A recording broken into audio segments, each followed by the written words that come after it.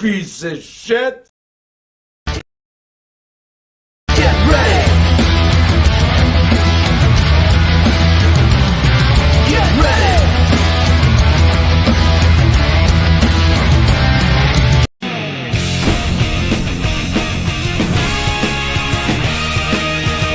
Welcome to the Hard Rock and Sports Studios and another edition of the weekly video recap.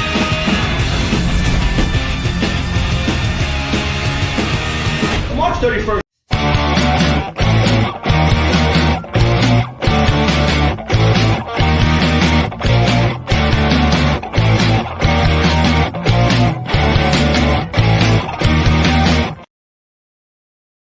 Hemp Wizard products are proudly used by former New England Patriots linebacker Brandon Spikes, Suicide Silence guitarist Mark Haleman, Canadian actor Jackson Rowe, Mr. Grimm and Noctis the drummers of Walking Corpse Syndrome, guitarist and vocalist Bub Heaston and bassist Ted Wilson of Black Sasquatch, guitarist and vocalist Adam Hines of Fester, Aaron Witzel guitarist of Cropsy Maniac, Roy Boy host of the Licking County Metalheads podcast, Crash Fistfight and Maxine Maxwell host of the Musicians Hangout podcast, Jeff Towlinski host of the Hard Rock and Sports Show.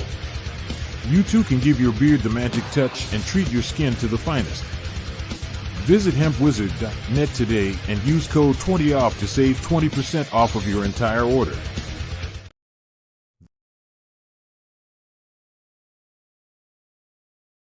The Hemp Wizard signature series artists are Walking Corpse Syndrome,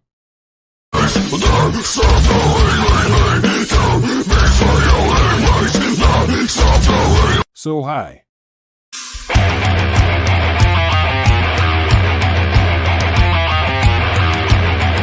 Black Sasquatch,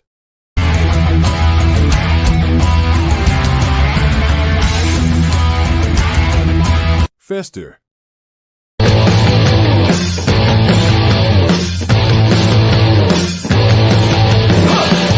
You can give your beard the magic touch by going to hempwizard.net today and rock out with your... Just kidding.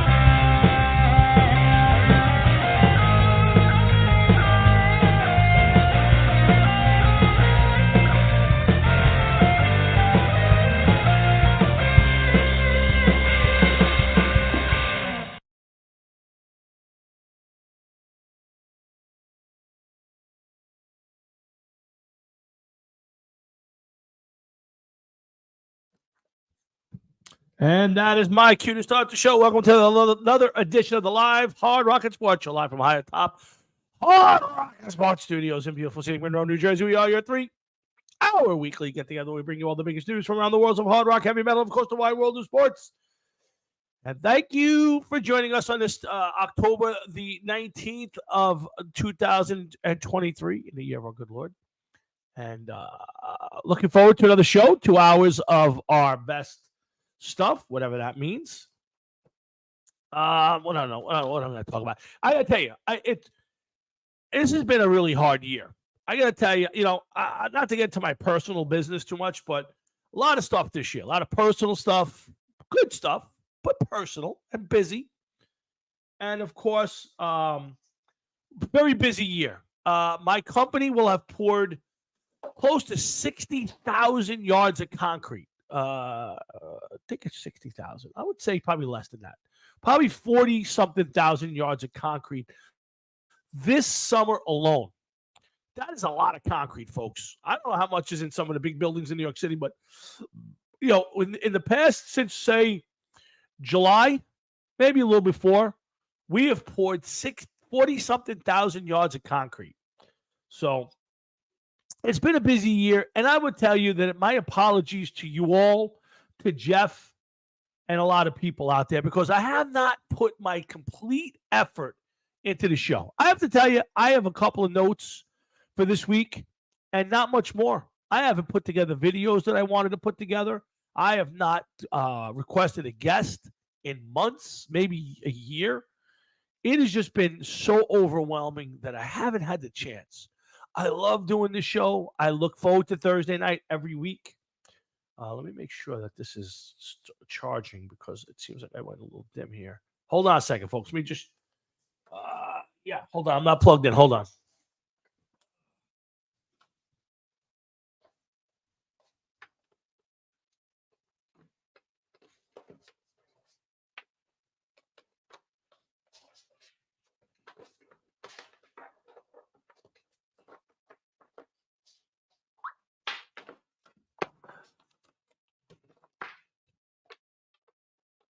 Come on, Dick.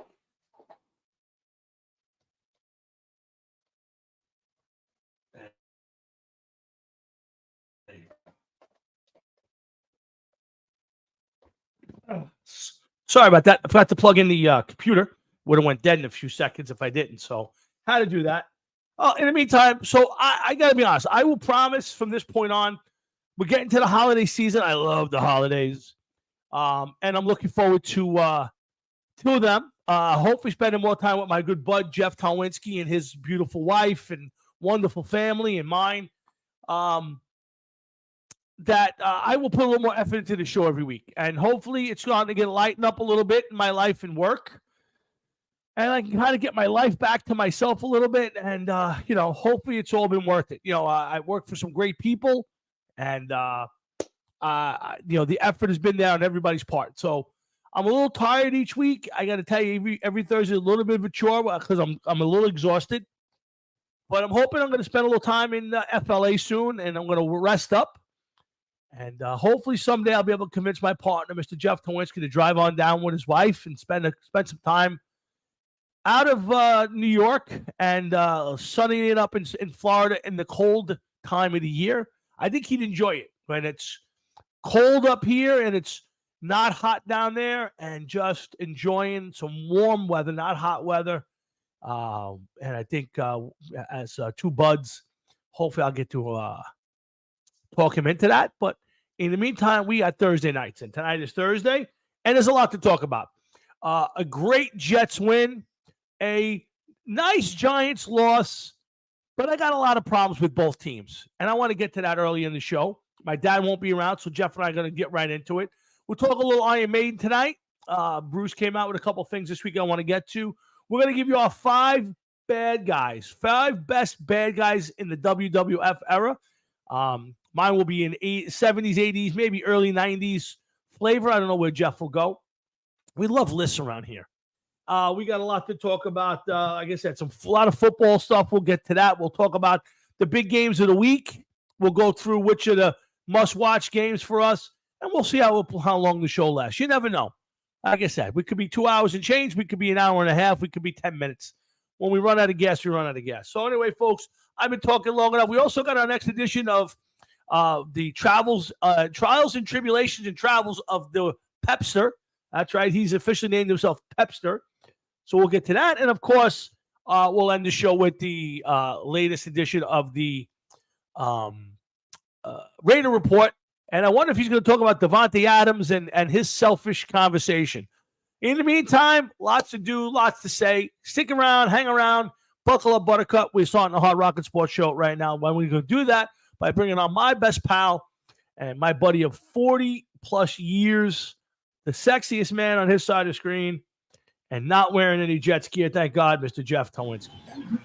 What's up, man? What's up?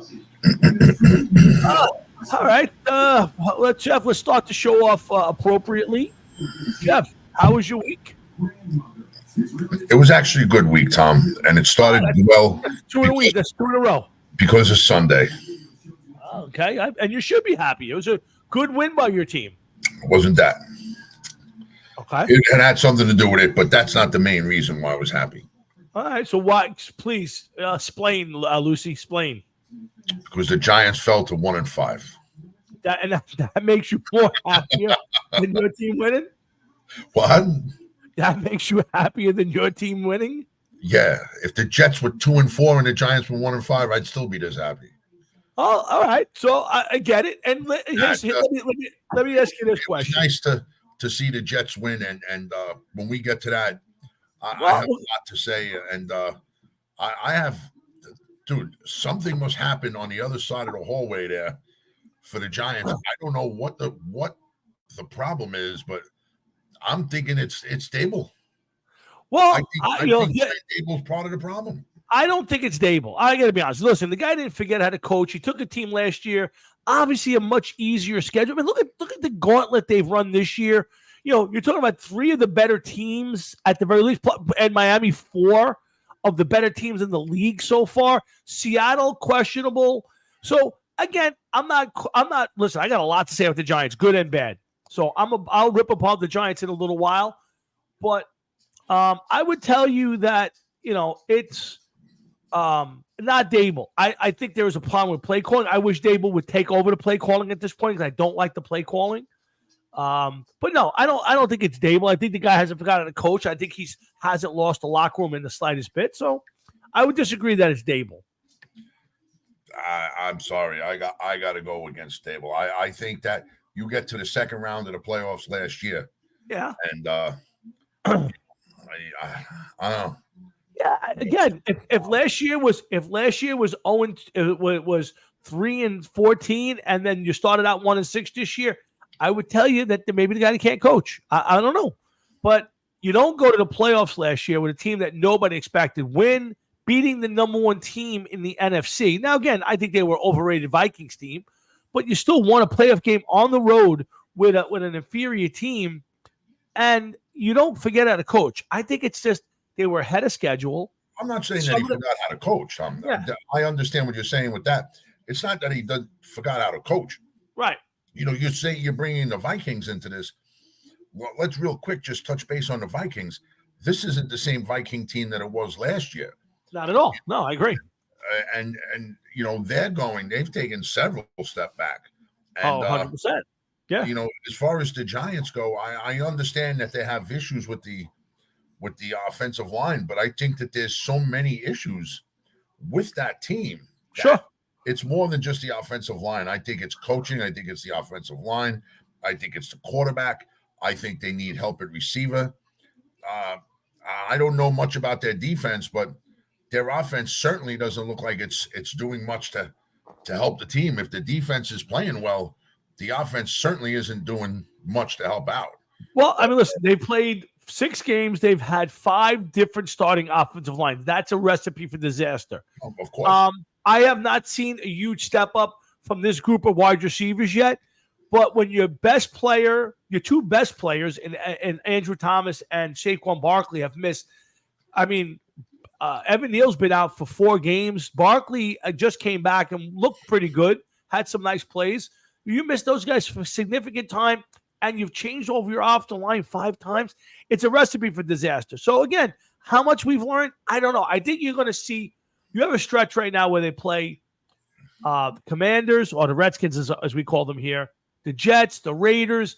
There's a bunch of winnable games along the way here. Not saying that these teams are pushovers or the Giants are better than these teams, but these are games that the Giants should be in.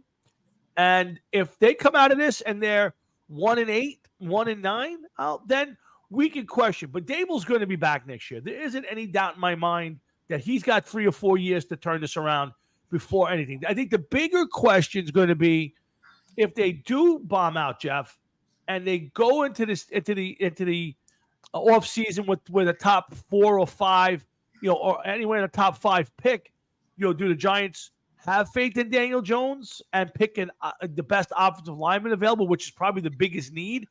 Or do they go quarterback and set up Daniel Jones to be gone after next year? That's the biggest question that I would have. Listen, if you don't do anything about the offensive line, you can have Joe Montana back there playing quarterback. It doesn't really matter. I think that's a great point. Yeah, so that's the point going into the offseason would be for me is, do you go, if you wind up at the top 3 picks, do you get the top 3 quarterback, or do you go top 3 offensive linemen, or maybe top 2 offensive linemen, figuring Caleb Williams is going to be number 1? So there's a lot of questions. I don't expect the Giants to do that. What I saw out of the Buffalo game led me something to say that maybe, just maybe, we're starting to catch a little bit here. And, maybe the playoffs aren't in there, but maybe a 7-10 season is not out of the question, where at least we show a little improvement. That's what I would say at this point. I think that's a big number to put up, man, for them. I'm not saying it's not. Go 6-3, 6-4 the rest of the way. Why not? Listen, look at the Lions last year. The Lions started out 1-6, and they wound up. What did they wind up? 10-7. So it's not impossible. And I'm not telling you that at this point they're a Super Bowl team. But what you need to see the rest of the way is a team that's a functioning football team. Right now, offensively, this is a horrendous team. Horrendous. I mean, epic proportions how bad this team is offensively. I'm chalking it up to the offensive line, but I've seen nothing out of the receiving core other than one half, and that was one half they actually blocked somebody. So we'll see. Again, I think it's way too early to throw in the towel, but it's going to get dark early if they lose Sunday. I'm going to Sunday's game. I'm going to be at the Redskin game. Wearing my Daniel Jones jersey, by the way. I'll be wearing my Daniel Jones jersey at this game. And I'll take a picture, send it to you, so you'll realize that I'm a true fan. Listen, it's not my fault that you don't know. I will be there. I will be there representing my end of the Giant fandom. And may I ask who you're going to the game with? My wife. She requested the tickets. Yeah, listen. Honestly, truly, I have no interest in going to any football games. I don't care if the Giants want to win the Super Bowl. I would care less. Like I prefer to stay home, watch it. Yeah, there's a lot more perks about staying home watching. Yeah, but she actually requested she wanted to go to a game. So I reached out to a client who had offered me tickets, and I had turned down and asked if they were still available. And I asked for a 1:00 game on a Sunday in October. What's up, Frankie boy? And I got this game. So Sunday, my wife and I are going to go out to pick up some sandwiches. We're going to get there a little early and tailgate, and then we'll go to the Giant game. And the question is going to be the over under how long my wife's interest stays in staying at the game. So I got it about halftime. Listen, win or lose, I think it's halftime. If the weather report is anything like they say it's going to be, you may be want to not even finish tailgating. Well, they're saying now that the rain should be gone, but there's going to be a little chilly and heavy winds. Yeah. So I do not know, but listen, we've got the tickets. We're gonna go. I'm sure we'll go there. We'll dress appropriately, and we'll see. I just think based on her patience level and attention level, sitting in a football game, I don't think she's ever been to a football game. So obviously, we all know sitting at home watching the game and flipping channels and going to the bathroom and coming back during commercials is a lot different than sitting there while they're on a 6-minute commercial. Yeah, and finding a dry seat. Exactly. So we'll see how it goes. But I will be there to represent, wearing my Daniel Jones jersey. So, but we'll see. Like I said, if you lose this game, boy oh boy, you get the Jets coming off a bye week, playing great defense. Again, the offense is still mediocre at best, but they run the ball well, and they play it right now really good, if not close to great defense. So, well, let's see what happens. Yeah, Frankie, I agree. Listen, right now, I have no problem. The problem for the Giants, at least the Broncos are scoring points. They may be giving up a ton, but they're scoring. The Giants can't score points. And if you don't score in this league, and if you don't have a great defense, and even if you do, you still got to put some points up somewhere. So I get it, and they're gonna have to go a long way to change the narrative of the season. And there's nothing I can do to affect. The one thing I'll say, Jeff, about it is, and maybe all you guys who are listening can chime in, but I really think that this generation of player is soft, and I'll tell you why. And Jeff, tell me if I'm wrong. You're a good sounding board for me, and maybe the boys Tom and Frank and whoever else is listening can do the same. I listen to like Andrew Thomas has been out with a hamstring injury for 5 weeks. At some point, you're an offensive lineman. Suck it up, Mary. Take a shot. Throw some tape around the leg and get out there. Daniel Jones has a stiff neck. Dude, if there's no fracture, if there's no significant injury, flip a couple tables over. Tell the training staff to get off your ass. You're playing football this week. At some point, these guys got to tough it up and play. I mean, Deshaun Watson, He was cleared to play and says, my shoulder still hurts, I'm not playing. I mean, Well- when does this generation get tough, Jeff? I gotta go with Daniel Jones on this one first.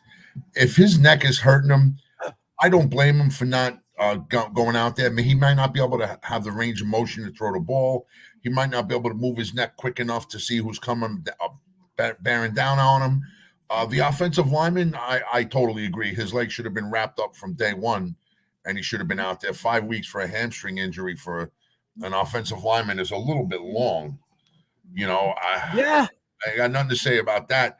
Deshaun Watson, I didn't know that he was clear to play. Yeah. Cleveland's training staff cleared him to play, and he said, I got a strained rotator cuff. I can't play. Well, he should, you know, hearing that, he should be playing.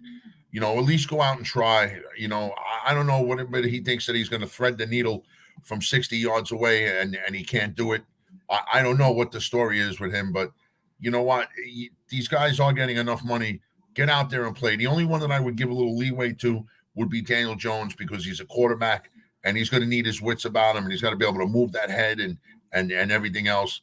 And not only that, but maybe he's just tired of getting fucking pummeled all the time. I get it, but yeah, I get it, but that's what you're paying you $40 million for. That's what you're earning $40 million. I get it, Jeff. You're right on a lot of your stuff. I get it.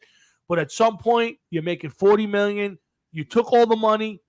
Suck it up, Mary, and get out there. I'll grant you it's a neck. So you're right. Maybe there's a range of motion throwing the football thing. All I'm saying is I've never seen a generation of players who sit out, who are these superb year-round trained athletes who, and Adam, have a great night. Thanks for coming, tuning in, and giving us helping us with the our ratings. It's always good to get people to tune in for a second or two. It helps in the ratings. But you know, I just never seen baseball is almost worse, but football, God, Jeff, I never seen so many guys who miss so much time, and it's these sculpted monsters who just can't play more than a week or two without saying, I'm sorry, I stubbed my toe. It's baffling to me. Yeah, listen, Tom, you know, we're getting older now. A little bump here and there. Sometimes we feel it the next day. Sure. But, you know, these are, like you said, you brought it up, professional athletes. And these guys, Ted Wilson, no. Yes. No, we're not we do not even recognize the Browns. I would tell you, I was completely impressed, other than horrendous uniforms, by the way. Jeff. You know what? I like the Browns uniforms. I wish they would do one. Yeah. I think they're just classic football uniforms. But there was no brown in it. Doesn't matter. Where was the orange helmet? You gotta have the orange helmet. Ted, I would tell you, I was completely impressed with the way that defense played. And I tell you the truth, PJ Walker wasn't terrible. And I was glad they won that game for a lot of reasons. I hate the 49ers. Is 3 now? I believe. Sure, I think they're, and that's going to be that division going to be a fight. That's going to be a fight, that division, the rest of the way through. But a good job, and I didn't realize how good that defense was. Shame on me for not realizing how good the Browns are as a defense. But sorry, Jeff, go ahead. No. I'm not a huge Browns fan. I never liked the Browns from when I was a kid because of all of the beatings they gave the Jets years ago. Okay. But, as I got older, I learned to appreciate the Browns. When they were losing all of the time, it was something about that team, you know, clawing, fighting back, and you were always wondering, like, are they going to go to 40 quarterbacks before they find their starter? Well, you know what's funny? Back in the day, they had some good quarterbacks. I mean, Brian Sipe was a really good quarterback. Kosar was a good quarterback. You know, their problem, they were just snake bit back in the 80s. Didn't they have Testaverde for a while, too? They did have Testaverde, I believe, for a little while. Yeah, they've had some good quarterbacks, but I mean, you know, they just ran into the buzzsaw that was the Broncos back in the 80s. And then, you know, of course, they ran out, you know, they had to start all over again in 99 and all that stuff. But that defense is good. I don't know if they're good enough offensively to really make a dent in that conference. But I would tell you, you know, them, the Jets, To me, right there. I mean, that's they can bring the heat, and that's a good defense. Again, not crazy about the uniforms. I'm glad they only wear them once in a while. Like what is a Brown? I'm not sure. Is it named after Paul Brown, the owner? I don't know. I'm going with my choice. I don't know. But if it's Browns, why the orange helmet? Because I guess something that's orange would eventually turn orange. Like, think if you're putting together a uniform color back in whatever decade this was, 40s, whatever. Why orange helmet, brown jerseys? Yes, I figured Paul Brown is probably the reason. But I don't know. How far back did they start, and when did they become the Cleveland Browns? I'm gonna have to look that up now. Now you're forcing me to play. I'll look it up. Oh, there we go. Cleveland Browns. I think that's what your wife calls you have to come out of the bathroom. The Cleveland Browns. Yeah. The Browns. The Browns. They were founded in 1944 by businessman Arthur B. McBride as a character member of the All-American Football Conference and began play in 1946. Yeah, I'm looking at it right now myself. Co-founder Paul Brown was their original coach and co-founder, named after original coach and co-founder Paul Brown. Well, there you go. The opening line right there. Yeah, but why the ugly uniforms? Why the uniforms? That was their color rush uniforms, I believe. That was their color rush, huh? All right. I was just curious.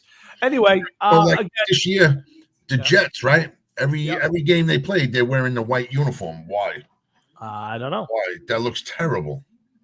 I got to be honest. I've seen much better Jet uniforms than I see now. I don't like the helmet. I don't mind the green jersey so much. I think the green jersey's nice. I like to see a better helmet. I still like the Namath era helmets. I just love those uniforms. I know you don't. I know you're not a fan. I know. Well, if you had to pick one, is it like the 80s Kenny O'Brien helmets and uniforms? No. I hate, first of all, the Jets. Why are they green? Okay. There's nothing about a Jet that's green. That's one thing. You want to go black, green, and silver and green, black and green, whatever. You know what I mean? A variation of maybe black and silver with green trim or something of that nature. That's fine. The colors are all wrong for that team. All wrong for that team. Yeah, I like the Namath era stuff best, but I know you're not. That looks like high school uniforms to me. Yeah, I don't know. I just think they're sharp. That's all. I get it. They're not for everybody, but I love the helmet. But again, we'll get to the Jets in a minute. Let's finish up on the Giants a little bit here. Again, Hard Rocket Sports. That's Jeff and I'm Tom. We're here every Thursday night. We'll hang in there tonight till we run out of gas. A lot of football stuff to talk about. Some big wins. Jets and, of course, the Browns had huge wins this week, beating the two last undefeated teams. Again, football is just one of those sports. Let us talk about the – thank you, Frank. I agree with that. And I want to go back to Frank. If I had to pick my era, give me those orange crush uniforms of the 70s. That's the era of football uniforms that I like. For Denver? Yeah, love those uniforms. Although their white helmet now is really sharp. That one, I love that white helmet. That is a sharp helmet. For the Denver Broncos? That's the one they got right now. Oh, I love that helmet.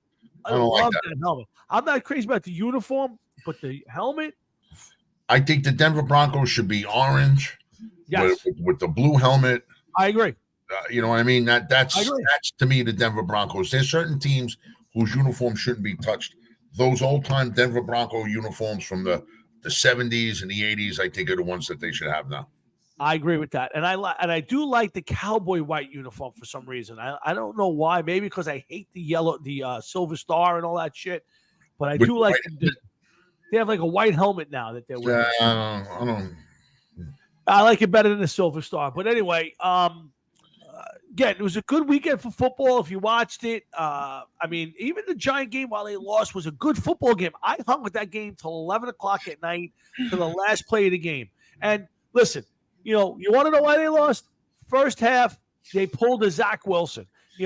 I don't know what Tyrod Taylor was thinking, and Tyrod Taylor is a good backup quarterback, but you got 9 seconds left. You audible on the 1 yard line to a running play. You don't get another playoff. You don't kick a field goal at the very least. And you lose a game by 5 points where you had the ball on the 1 yard line. And you know what? All the people who were crying about the Giants, the pass interference on the last play of the game, you weren't getting that call. The ball was 5 feet high. He had no chance of catching that ball, whether the guy touched him or not. And at the least, that game should have been over on a field goal 10 minutes before that, because neither time before that. So that's why I'll blame the coaches.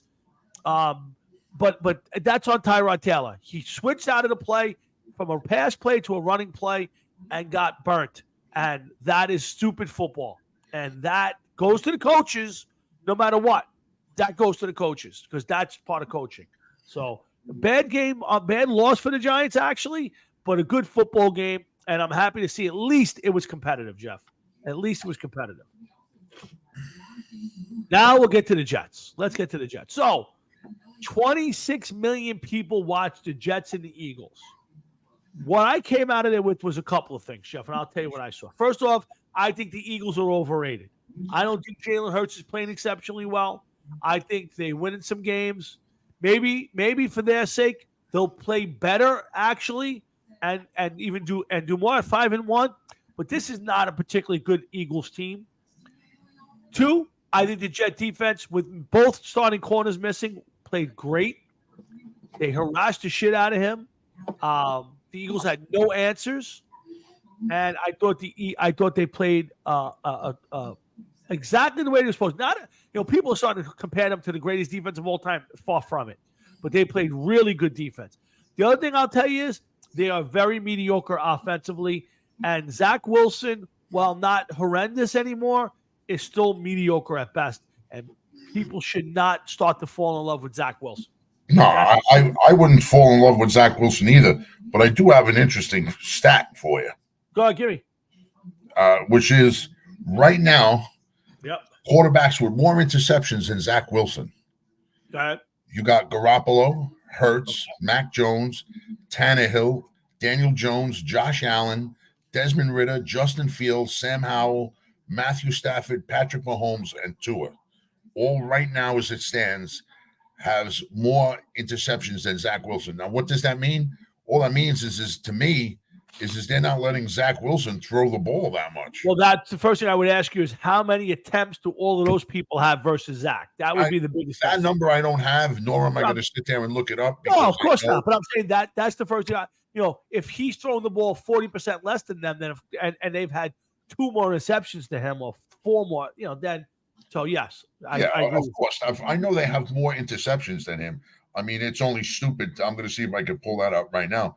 It's only stupid to think that he doesn't. But it's still the thought that, you know what, is he bad?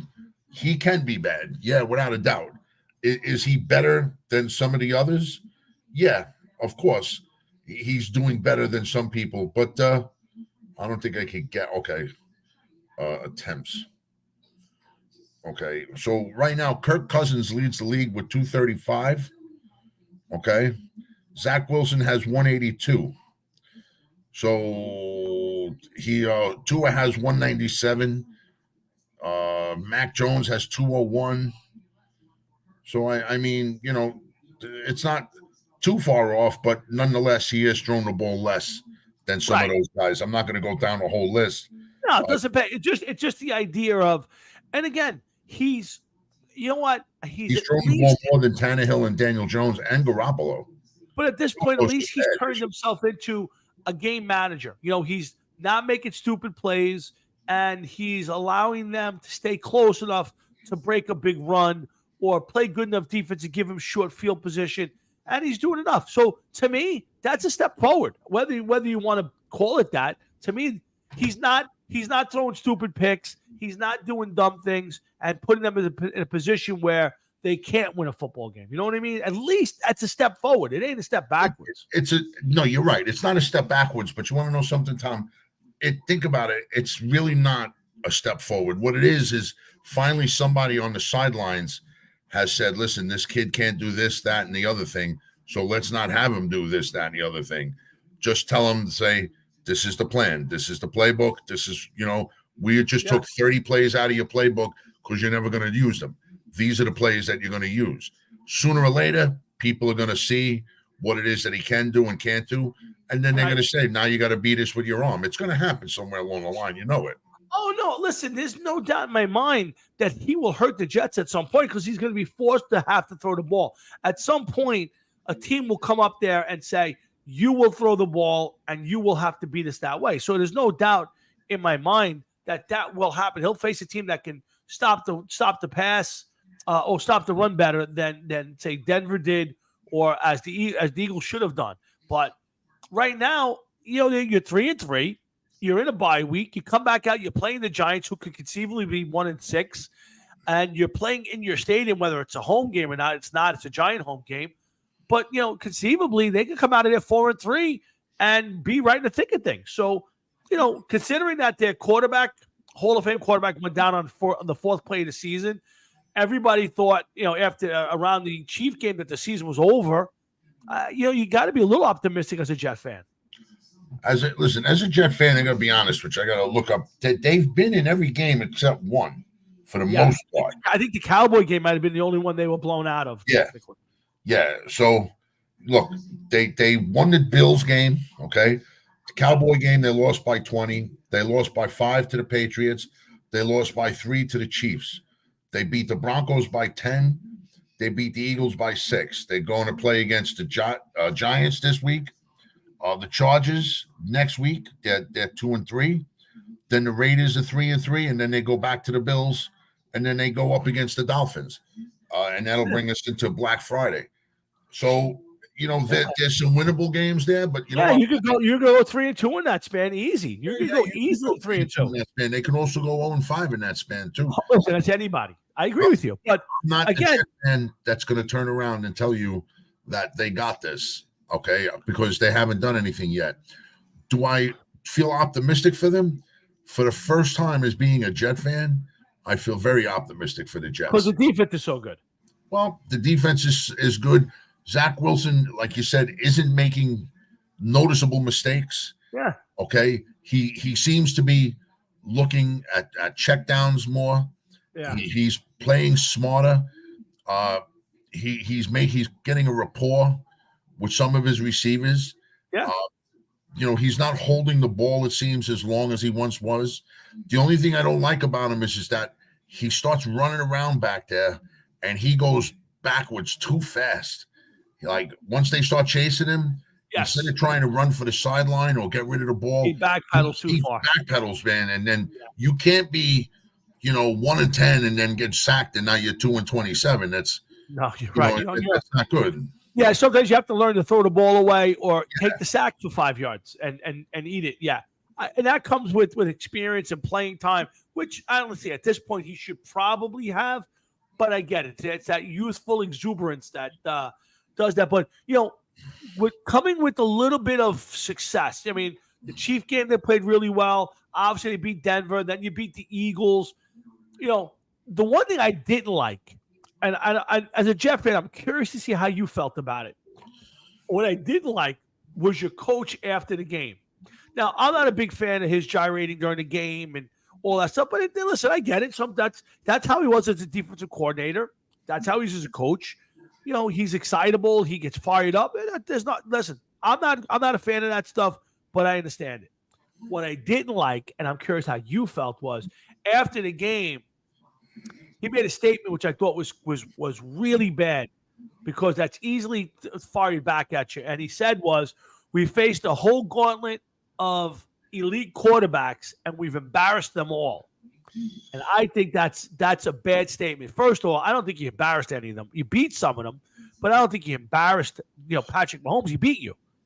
So as a Jet fan, do you like that? Or are you saying, all right, Rob, slow it down a little bit here? I don't like when any coach or player gives somebody else ammunition. Don't load the gun for them. I agree with that. Yeah, but I agree with that. I must say, I kind of agree with some of the stuff he said, and I'll tell you why. None of those quarterbacks that they faced so far this year threw for 300 yards. I The agree. most anybody's thrown for was 280 yards. Now, yes, they lost. They're 3-3. They're a 500 team. And me and Frank were talking, going back and forth about this the other day on Facebook. They are a 500 team Yep. in October. Okay, so we don't know what's going to happen. We still have plenty of season left. Yeah. Do I think that he should have turned around and maybe watched his words? Well, I think that maybe he shouldn't have said what he said. But you don't want your coach to turn around and say, well, we were lucky that these guys didn't go off on us and throw for 400 yards. So I would rather my coach turn around and prop us up than to turn around and say, listen, I'm going to be real here. We're lucky they didn't light us up for 450 yards and 3 touchdown passes, because the more I look at the film, he just was having an off day. He could have threw and connected on another 10 passes for 250 yards the way I'm seeing it. So I feel as though that the coach should give the team props. But yes. But not go ahead. turn around and say that, Correct. like that. Yes. If you want to see how well your team is playing, I'm with you. That you're the coach, you should give them a little props. But to go after that, because all you're doing is firing up the next team to say, he ain't gonna say the shit about us, and now you're gonna get that shit. I'm not a big fan of that. I agree with you. I agree with Frankie. I'm not a big Rob Saleh fan, and I know Jeff is. I think he's an overrated coach. I think he's been guy handed really good players because they've drafted well in certain spots. I think he's a defensive-minded guy, and I think he's had good defenses. That's why he got the job. But I don't think he's an exceptionally great coach in any stretch of the imagination. And I don't think as a coach of a team that you should be ever putting down another team. Now, you want to prop your team up, go for it. But knocking the quarterbacks, especially guys like Mahomes, Josh Allen, these are guys who are big time. Russell Wilson, even though he's past his prime. I'm sorry, Frank.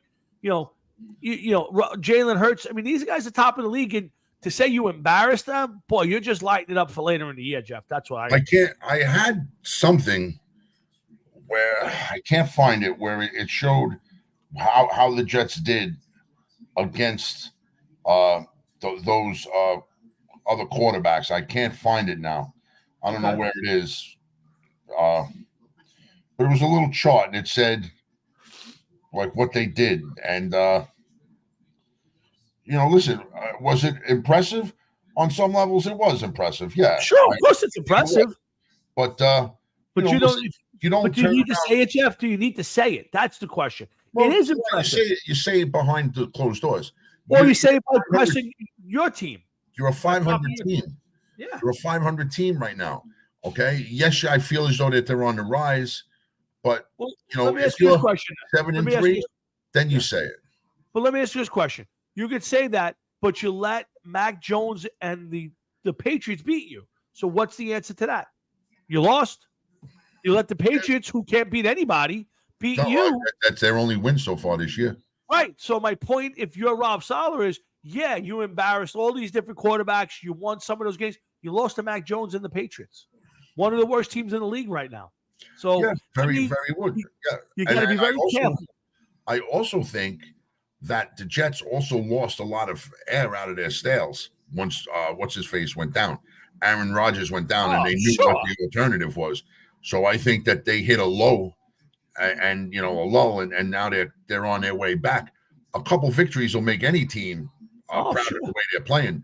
I mean, listen, like I said, I don't condone that kind of talk anyway, whether you're 1-17 or 1-16 or 16-1. Like, why give other teams incentive? I agree. I just don't understand it. That is talk for in the locker room when it's closed doors. And Frank, listen, man, you just don't like the Jets, bro. That's Frank Catalano is a Jet hater, and Pepe is the one that's going to pay for this, and he doesn't understand this.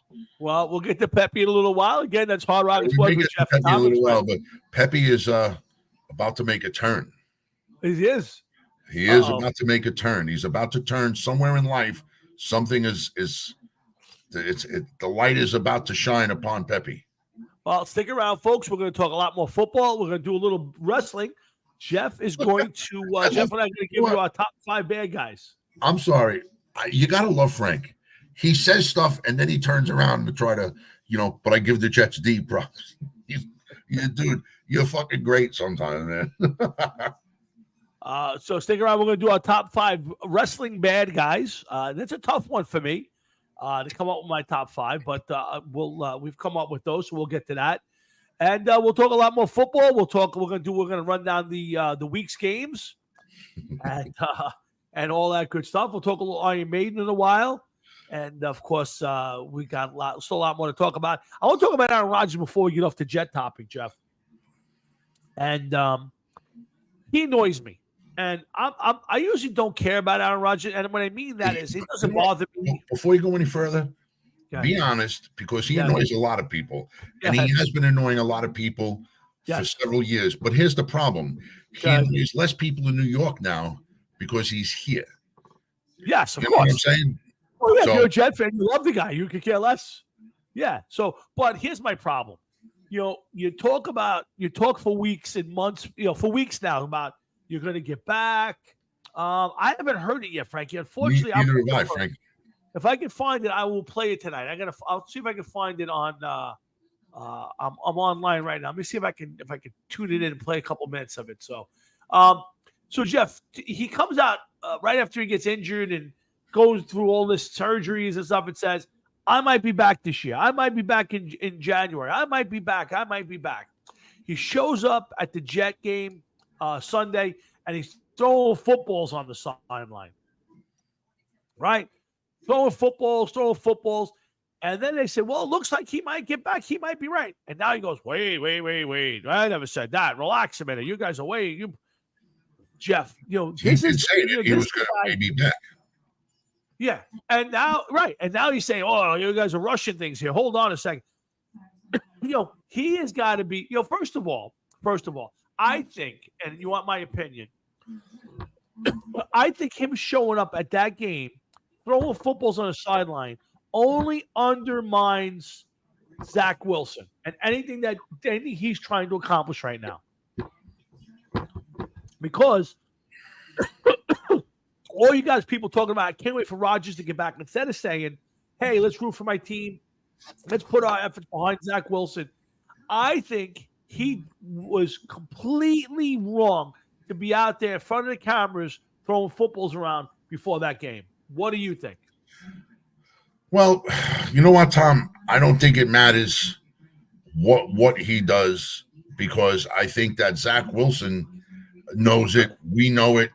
Aaron Rodgers knows it.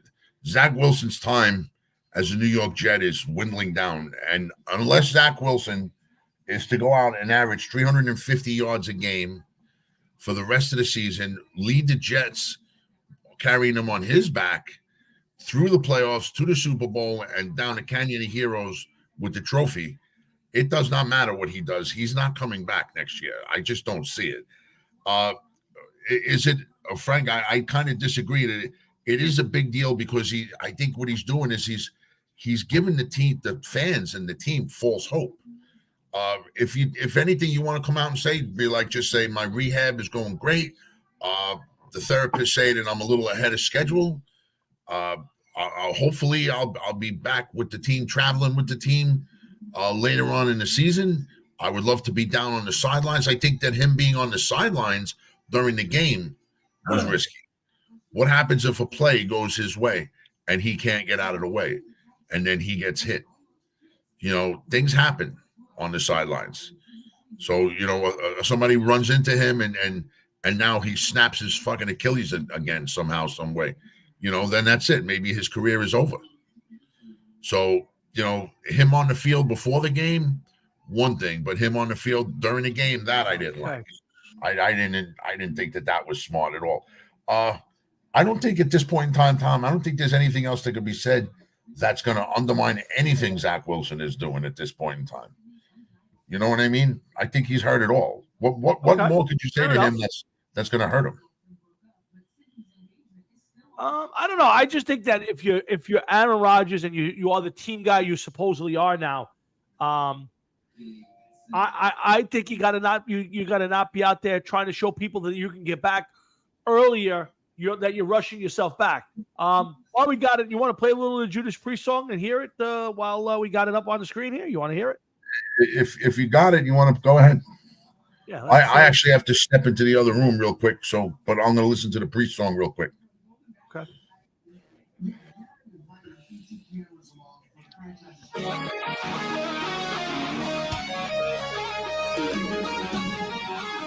Yeah, Frank, you play the Giants.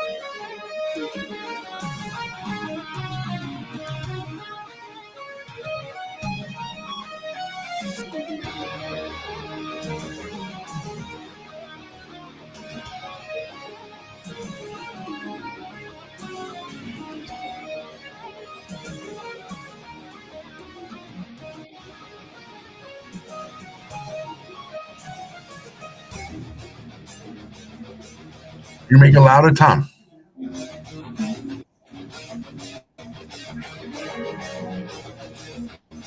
Oh, I got it. I can't hear it that well.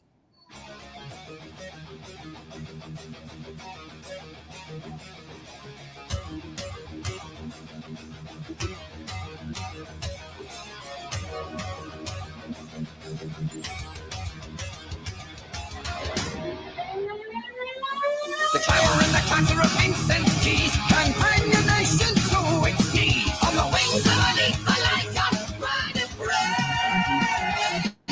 It's a sign of the times when Bethlehem rules, when the masses come down pompous fools, and the scales of justice shift in disarray.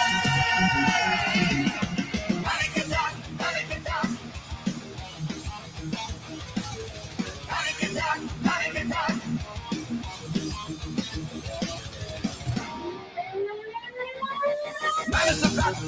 What? Could you hear it at all? A little bit. A little bit. I didn't like the vocals, to be honest with you, but I liked the guitar sound. The guitar sound was great. I don't know. I'll catch more of it. I have a hard time believing that Glenn Tipton is actually playing guitar on that. You're right, Frankie. Definitely sounds like a Priest song. I don't know. I saw him join them on stage not long ago, so I think he's still okay. I guess it must be more one of those things where he can't do a full tour, that he could still do some stuff. So I don't know, but I did see him join them on stage not too long ago. Yeah, but look at the songs he's playing: "Breaking the Law" and "Living After Midnight." It's not like he's playing fucking Painkiller. That's very true. Let me ask you something. You think his vibrato has gotten better? He doesn't no longer needs a wah pedal. No, definitely not. No wah, no tremolo, no nothing. Yeah, I go step in the other room. I know you. Mick Mars' new song is coming out.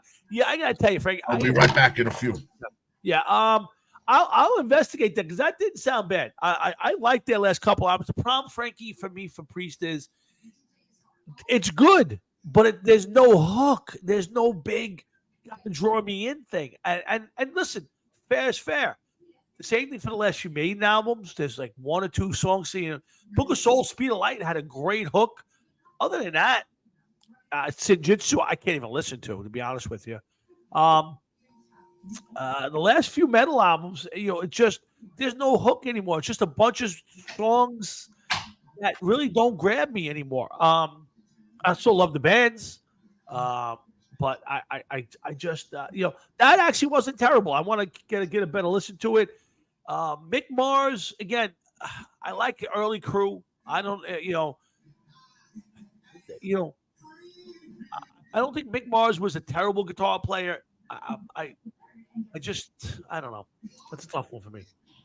Yeah, 100%. Firepower was much better than the last two Maiden albums, maybe the last three. I mean, Final Frontier wasn't terrible. Again, a couple decent songs, but none of them have songs are too long now. Let's be honest. The Maiden albums, it's like they're going out of their way to be completely off. I would love to see them come back and do a Maiden album I would love to see him do a main album reminiscent of the old stuff and not this progressive. One of these days they're going to do an entire album of one song. I mean, that's where it's headed. It's like they can't help themselves. They're trying to write the world's longest song, and it's getting annoying. And it's just, it's not for me. Yes, yeah, I agree. Frankie, I tell us all the time, I listen to a lot of country stuff now. I don't know if anybody else out there listens to any country. And I like it because it's 3.5-minute songs, 4-minute songs. Sometimes you go, oh, that song needs another chorus. It needs another verse. It's almost short. And I realized that that's a good song. You want to get in and get out. But these Maiden songs are just crazy. And you're right, Frankie. The early Kiss stuff, hooks everywhere. Right up to even Lick It Up had some hooks to it. After that, some of the stuff, Psycho Circus wasn't terrible. But Creatures in the Night, that was it. Like, to me, that's where it began and ended. And that may be, to me, one of my favorite Kiss albums. But yeah, I do. I haven't gotten into a lot of the big name country like Paisley and Jason Almeida, whatever his name is, and all that. I like a lot of I do like Toby Keith and Trace Atkins. Great stuff. But Jeff, we were talking about the Maiden stuff, and I said I would love to see Maiden go back and try to do one of those albums like they did in the old days where the songs were 3.5, 4.5 minutes long.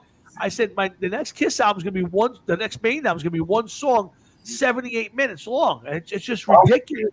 Are you serious about that? No, I'm joking. I'm saying. Oh, you know what? It's hard to say with those guys because you never know.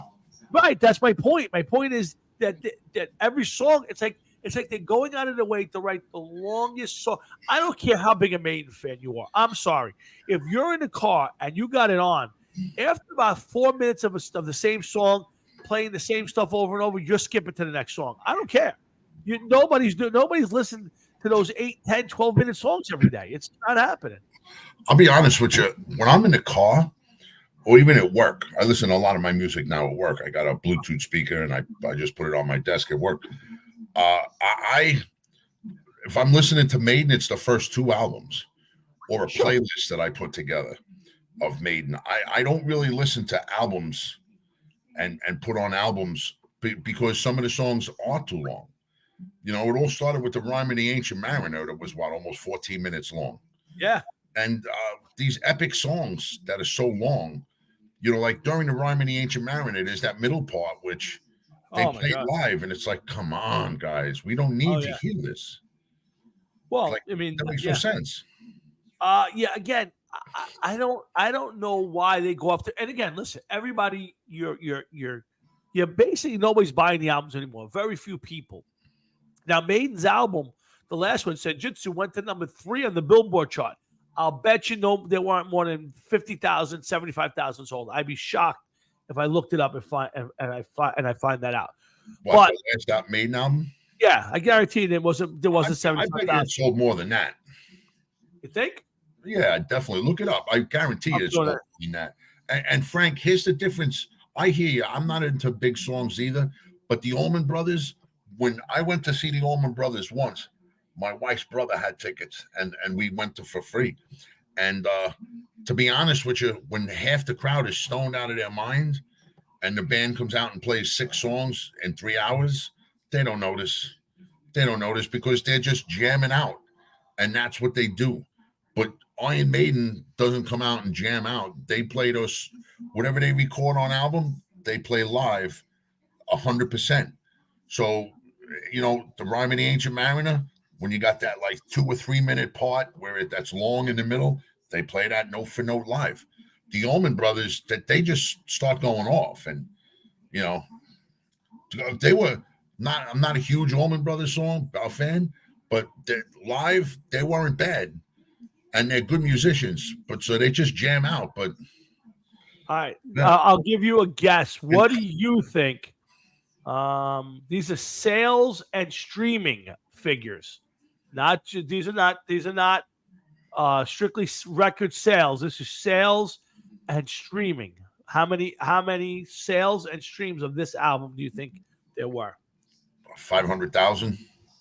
370,000 streams and sales for that album. Shinjitsu. Yep, just for Shinjitsu.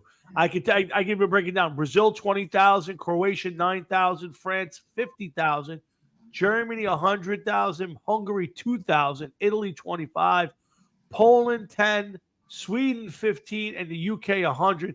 Does not show me what the United States was, so I can't tell you. It could be more than that. Obviously, it does not give me U.S. sales. Well, listen, unless somebody bought it and then lent it to all his friends and they recorded it, those are not exactly stellar numbers. I own every Iron Maiden album, and I would tell you a slew of singles and imports and all that other stuff. I refuse to buy that album. I refuse. Why? $40-something to buy the vinyl. Oh, on record? You mean you refuse to buy it on record? I refuse to buy the album. Yeah, and I won't. And I don't listen to a lot of stuff streaming and all that stuff. I have a player right next to me, and usually on the weekends I sit in here, and when I'm working, I throw on an old album and I just let it run. But I refuse to buy that album because I just think I can't listen to a bunch of 9-minute songs. I just can't do it anymore.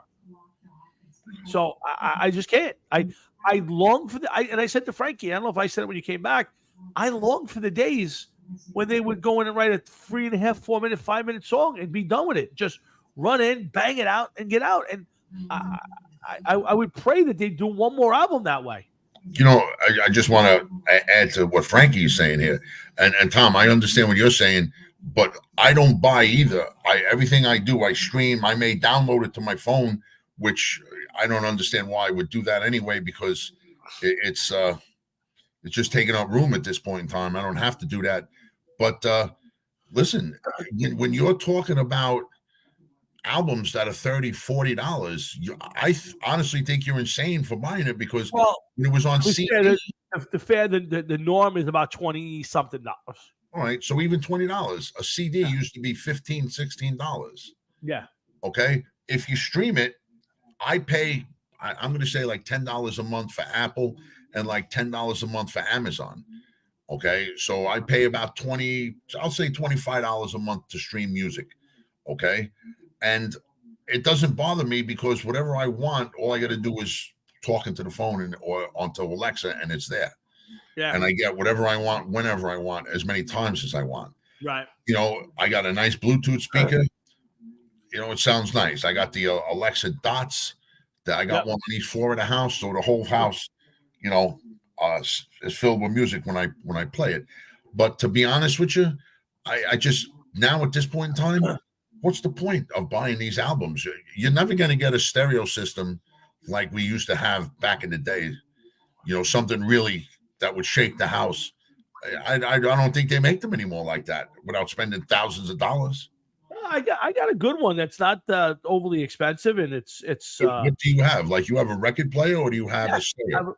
I have a record player that plays, vinyl records, and it also has some. I can play, music. I mean, radio. I play CDs if I wanted to. So it's a multi-purpose player. Yes. Frank, I'm sorry, Frank. Apple. I like Apple better than Amazon because they stayed more true to what the sound was. Amazon changed. They remastered the songs, and some of them changed too much. That's why I ended up getting rid of Amazon as my main source of music. I still use it from time to time, but I just like Apple better. Apple stayed more true to what they were when they were remastering them and stuff like that. So, but Amazon isn't bad. I still use it from time to time. But Tom, what were we saying about you? And so we were talking about albums. So listen, I still love, and I don't buy a lot of new albums. Good, to be honest with you, I find myself when I buy, I'll go back and buy an old album. Like I'm trying to get right now, Glass Houses by Billy Joel. It's one of the first albums I ever bought with my own money in 1980. You're having trouble getting it? No, I like buying it in like a local store instead of getting it online. That's easy. I can go on eBay. I can go anywhere and buy it and have it delivered. I just like to go to different places. There are a few left where you can pop in. I mean, the big one I used to go to in Forge, New Jersey, over by the Woodbridge Mall. That one's gone now. But Majors on Staten Island. Yeah, I forgot that that's still there, but yeah, I'll buy, and I'll buy used. I think I tried to look at They have new and used. Oh And yeah. I could do one better for you if you wanted. Uh-huh. I could go there like on a weekend and see if they have it. I could pick it up for you, or stop by my house one night if you get out of work early, and we'll go together. Yeah. And I'll go with you and take you there. But he's Yeah, let's do that. Yeah, we'll do that one day. We'll go have a beer or something together, take a ride over there. I'd love to do that after work. It's just starting to lighten up for me, so life could get back to normal. But that's the enjoyment. Maybe it's that. By the way, the mumbler in chief is on the TV. I don't know what he's saying. His eyes are half closed, and he's probably having a heart attack as we speak. But the mumbler in chief is on, and I'm hoping he's saying the right things, but we'll see. Dude, he can say whatever he wants to say. Okay. Every second, this entire situation is just getting worse and worse and worse. And everybody is all converging on one spot, and none of it is good. Nope. All right.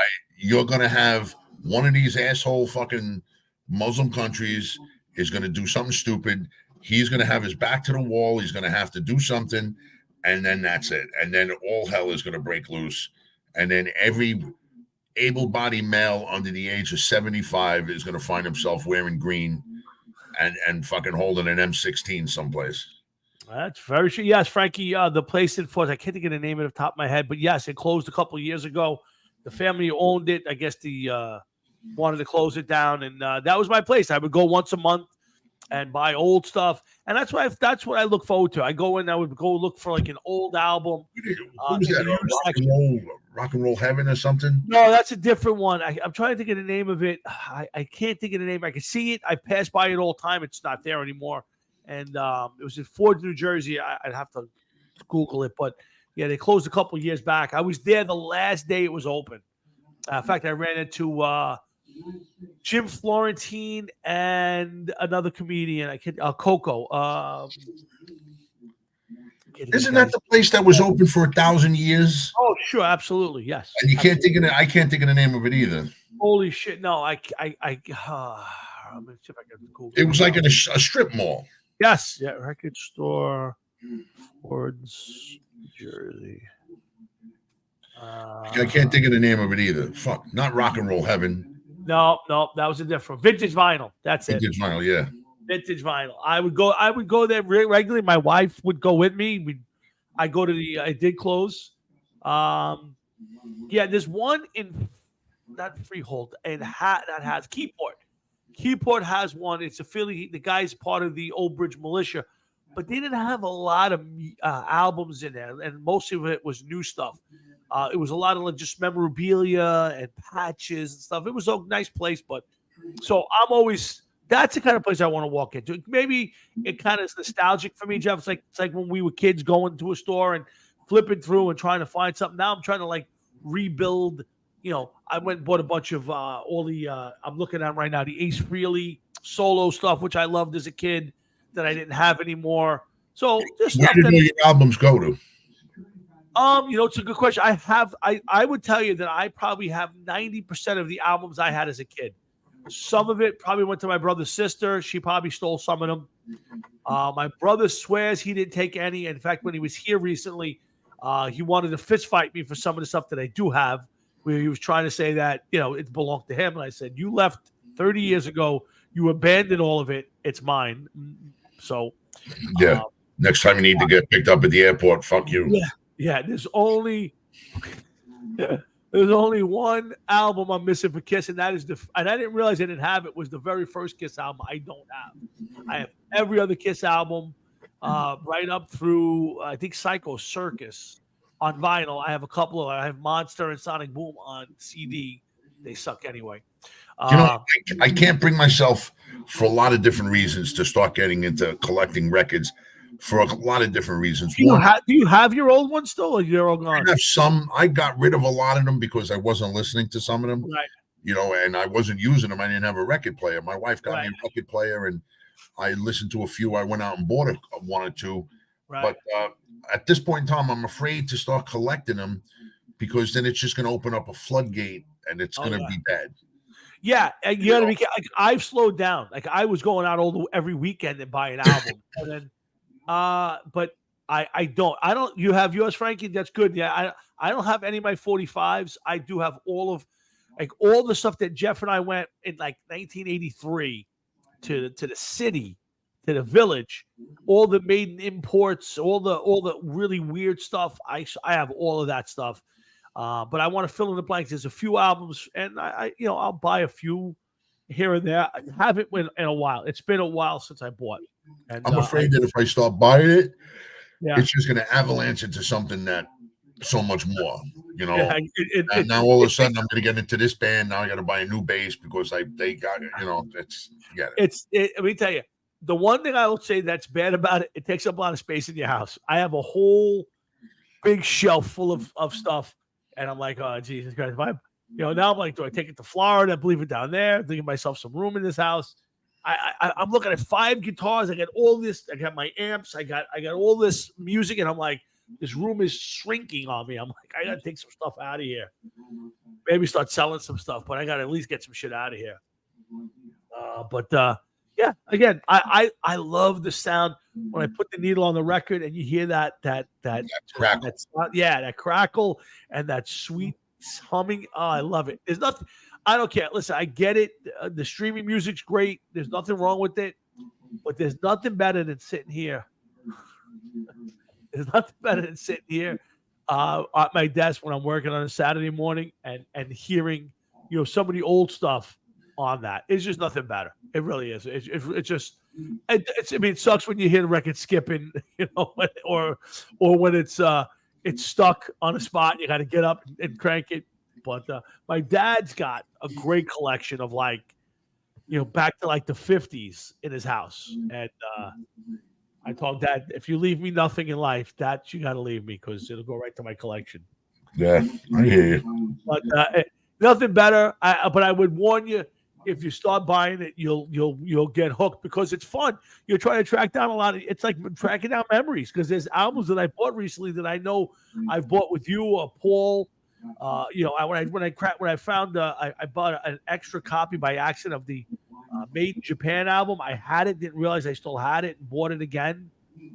I've done that a couple times. I have 2 copies of Triumph's Allied Forces album by accident. I bought them. What are you gonna do? So anyway, but it's fun, and but again, as far as the new music goes, I'm gonna dig into. Frankie's right. The last couple of Judas Priest albums are blowing away the Iron Maiden stuff, and I wish that Bruce and Steve would get their heads out of their asses and write a real Iron Maiden album and not what you hear it now, because this is just. Dude, they probably want to write the stuff that they want to write at this point. You're right. Because you're right. That they're not. There's no demand for them to put out an album, a new album. But Jeff, listen to me. But hear me out. What do people want to hear? They want to hear the old stuff. Why? Because it was so good, and nobody wants to hear the new stuff. Why? Because it's not very good. So why wouldn't you try to write something? I'll give Metallica credit. Everybody's been panning their shit for years. They said, okay, Hardwire, we're going to try to write an old school Metallica album. And it wasn't terrible. It wasn't great, but it wasn't terrible. It was better than the last bunch of shit they did. Why can't a Maiden go, you know what? Let's try to write the next Number of the Beast or the next, Sanctuary song. Like, why not go back and try to revisit that one more time? Very easily. And I'll tell you why. Go ahead. Okay? Because nobody cares. That's why. Because most of the Maiden fans nowadays, okay, are our age and into their 60s and maybe even a little bit older. Sure. They don't give a fuck. They don't have time to sit and listen to a new album. They don't have the time. But what if you did and they did? What if you did that and they said, holy shit, this is good? Yeah, but they already know that it's not going to happen. I agree with you. Bands, them, Priest, Queensryche, a lot of bands, Aerosmith, Rolling Stones, The Who. These are bands that they never have to go in the studio again and ever write a new album. They don't have to do it. Iron Maiden could go out and say, we're going to tour Killers now. We're going to play the Killers tour and go out there for a year and play nothing but Killers or the Number of the Beast tour. and nobody would care. Everybody would be more than happy to go and listen to that. And then they could turn around and say, we're going out to play the Shinjitsu tour. And they probably wouldn't sell half the tickets. Matter of fact, I would love to know their tour numbers for the Somewhere in Time tour. Did it even draw a crowd? I don't know. I know worldwide it did. I don't know about the U.S. And again, I won't go to another Maiden show that isn't an old school concert redone. Like, I won't go see the new albums. I just won't, because I don't want to hear Shinjitsu.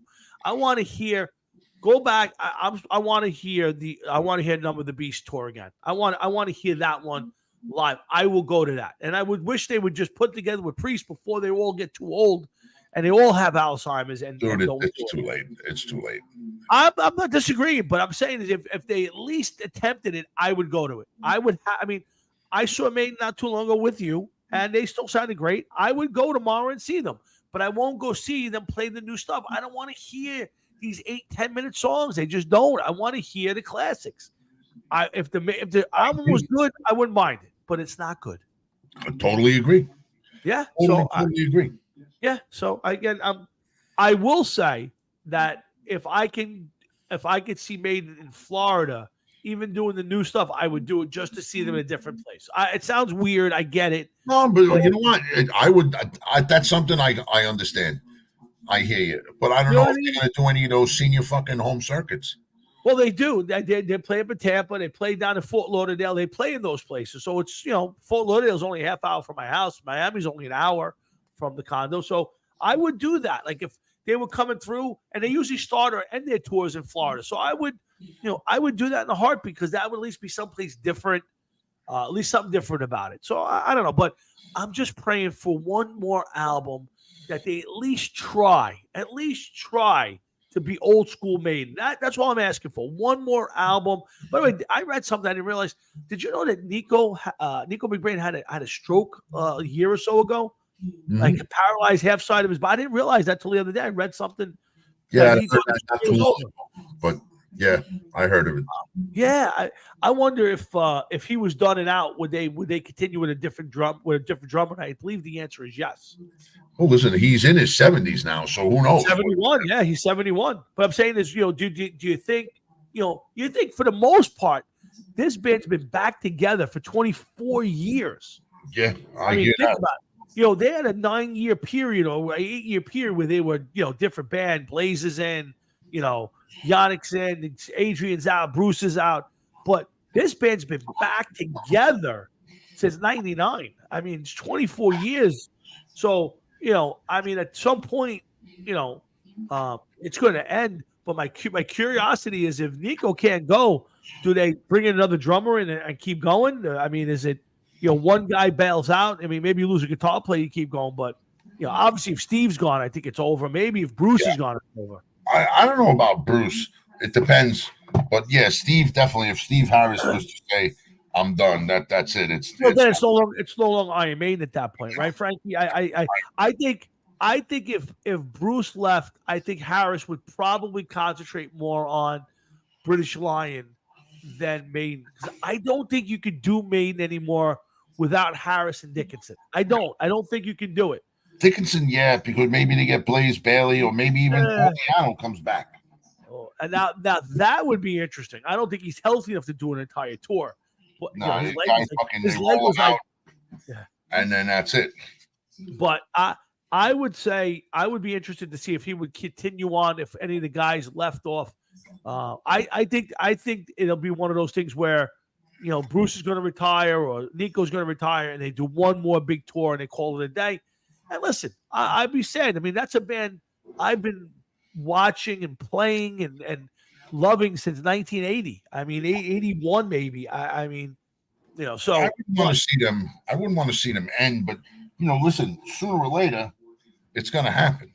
Oh, of course, yeah. I mean, you of course. Yeah, listen, I don't think you're going to see Maiden into the 80s like the Rolling Stones. I would be shocked if they're into their 70s and still doing it. But who knows? Maybe they do. I have no idea. They're rolling their mid 60s or later. Yeah, they're getting up there. Yeah. So Frank, I'm not going to hold that comment about loving that person. That's your business. I'll leave that. I'll not touch that one. But in the meantime, Hard Rock and Sports, that's Jeff, and I'm Tom. We're having a good time here. We're talking a lot of music right now. But let me ask you this one question: if there's one album that you could go back in time and buy it right now and have it in your collection that you don't have, one album that you would say, I got to have that album because that's the one album that means the most to me that I don't own. Maybe you still have some albums. What's the album? As an album? One album. It has to be an album. It has to be a vinyl album that you would say, I need to have the album, open it, smell it, feel it, touch it, whatever. Queen 2. Queen 2. Interesting. Is that a album you had as a kid? I had it as a kid. I heard it first at Pat Kayaz's house. And, I mean, of course, even when I heard it, I knew who Queen was, of course. But it was the thought of the first time hearing Queen 2. And I was just like, wow. It just blew me out of the water when I heard it for the first time. And I was just like, my God, you got to be kidding me. And to this day, I still, love that album. I still listen to it. And I listen to it a lot. I have it on mixtapes and mixed up playlists. It's just a great album. One of the best. One of the best. Really? Okay. All right. That's interesting. All right. To me, I think at this point, it's Billy Joel's Glass Houses. I just got Queen's Play the Game. That's an album that I know it's a crazy album to like, but I love Dragon Attack. I love the sound of that album. Just always love the sound of that album. So, and it just reminds me of sitting in the basement next to my brother, playing that album, watching him trying to learn enough Bites to Dust on bass. So just that always remind me sitting there watching him trying to play that song and learn it and all that shit. So, but that's what I just picked up. But the next one for me is Glass Houses by Billy Joel. I've been trying to scour and haven't found it other than the internet. So we'll see. But so Jeff, let's talk a little wrestling if you don't mind. Yeah, man. All right, The Game, Glass House are two of the best. Yeah, Frankie, those were good ones. I mean, that Billy Joel Glass Houses, that's one of those two-sided albums where you can flip over either side, drop the needle on the record, and it's good stuff.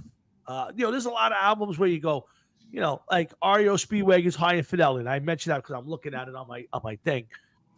The first side of that album is great. The second side, it's okay. Glass Houses, top to bottom. Another one. This is a funny one.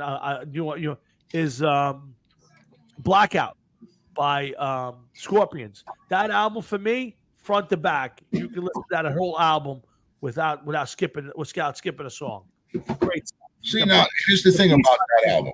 Okay, that album came out when we were getting ready to get out of high school and everything else. So to me, that was like one of the first summers, one of the last summers that we didn't have any responsibility, so to speak. So I could see that album without a doubt, man. That definitely will bring you back. I remember I could start naming names that album reminds me of. Oh, really? Yeah. Just because I remember seeing them when certain songs were out. Okay. Kathy Kelly, the Finns. I just saw Kathy Kelly not long ago. Oh yeah, where in Jersey, in New York? Yeah, New Jersey. Yeah. Didn't she have like 9 kids or something? I think so. I saw her and her husband Sean, who's a great guy. They were actually guests of my ex-wife at my son's wedding. So Sean who? Sean, his last name is Sean. Not the one that lived up on Lyman, right? No. Okay. No. Sean Ward, you're thinking about. Yeah. No. Yeah. He's an Irish name. Sean Mooney, Sean Mo something. I remember who he was connected to. Yes. Yeah. All right. So, but that was a fun album for me. Blackout was the second album I ever bought from them. Love Dry would have been the first one. That's my favorite, but it's only got really 2 great songs on it.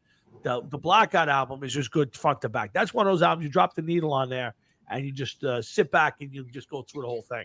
They had on that album, Which album? Blackout? Loving Me Sunday Morning. Uh-huh. That was a pretty good song. Oh, yeah. The thing that drew me to that album is Michael Schenker played on it. Yes. But to me, Love Drive is my favorite by far tune, a Scorpions tune.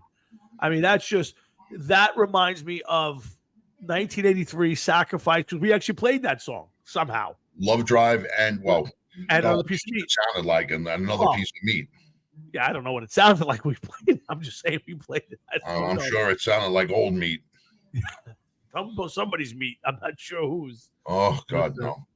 But the thing, we played some decent songs back then. I don't know how good they came out, but we certainly gave it an effort. That's for sure. Holy cow, that's a long time ago. But all right, so let's move off to music for a few minutes. We'll probably wind this up with some wrestling talk, and then we'll call it a night. And it's been fun, man. We've gotten through a good show, but I want to talk. Jeff came up with a good one, and we're going to talk about our top 5 bad guy wrestlers.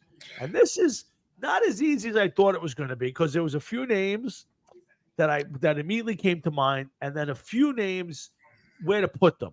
So, Jeff, I'll let you go first, and give me your top 5. I don't know if you want to go worst to best, best to last.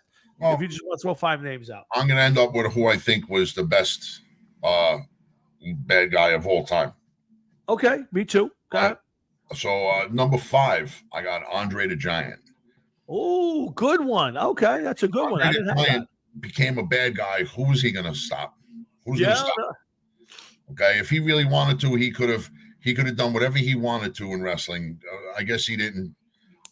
Next one, I was going to go with Roddy Piper.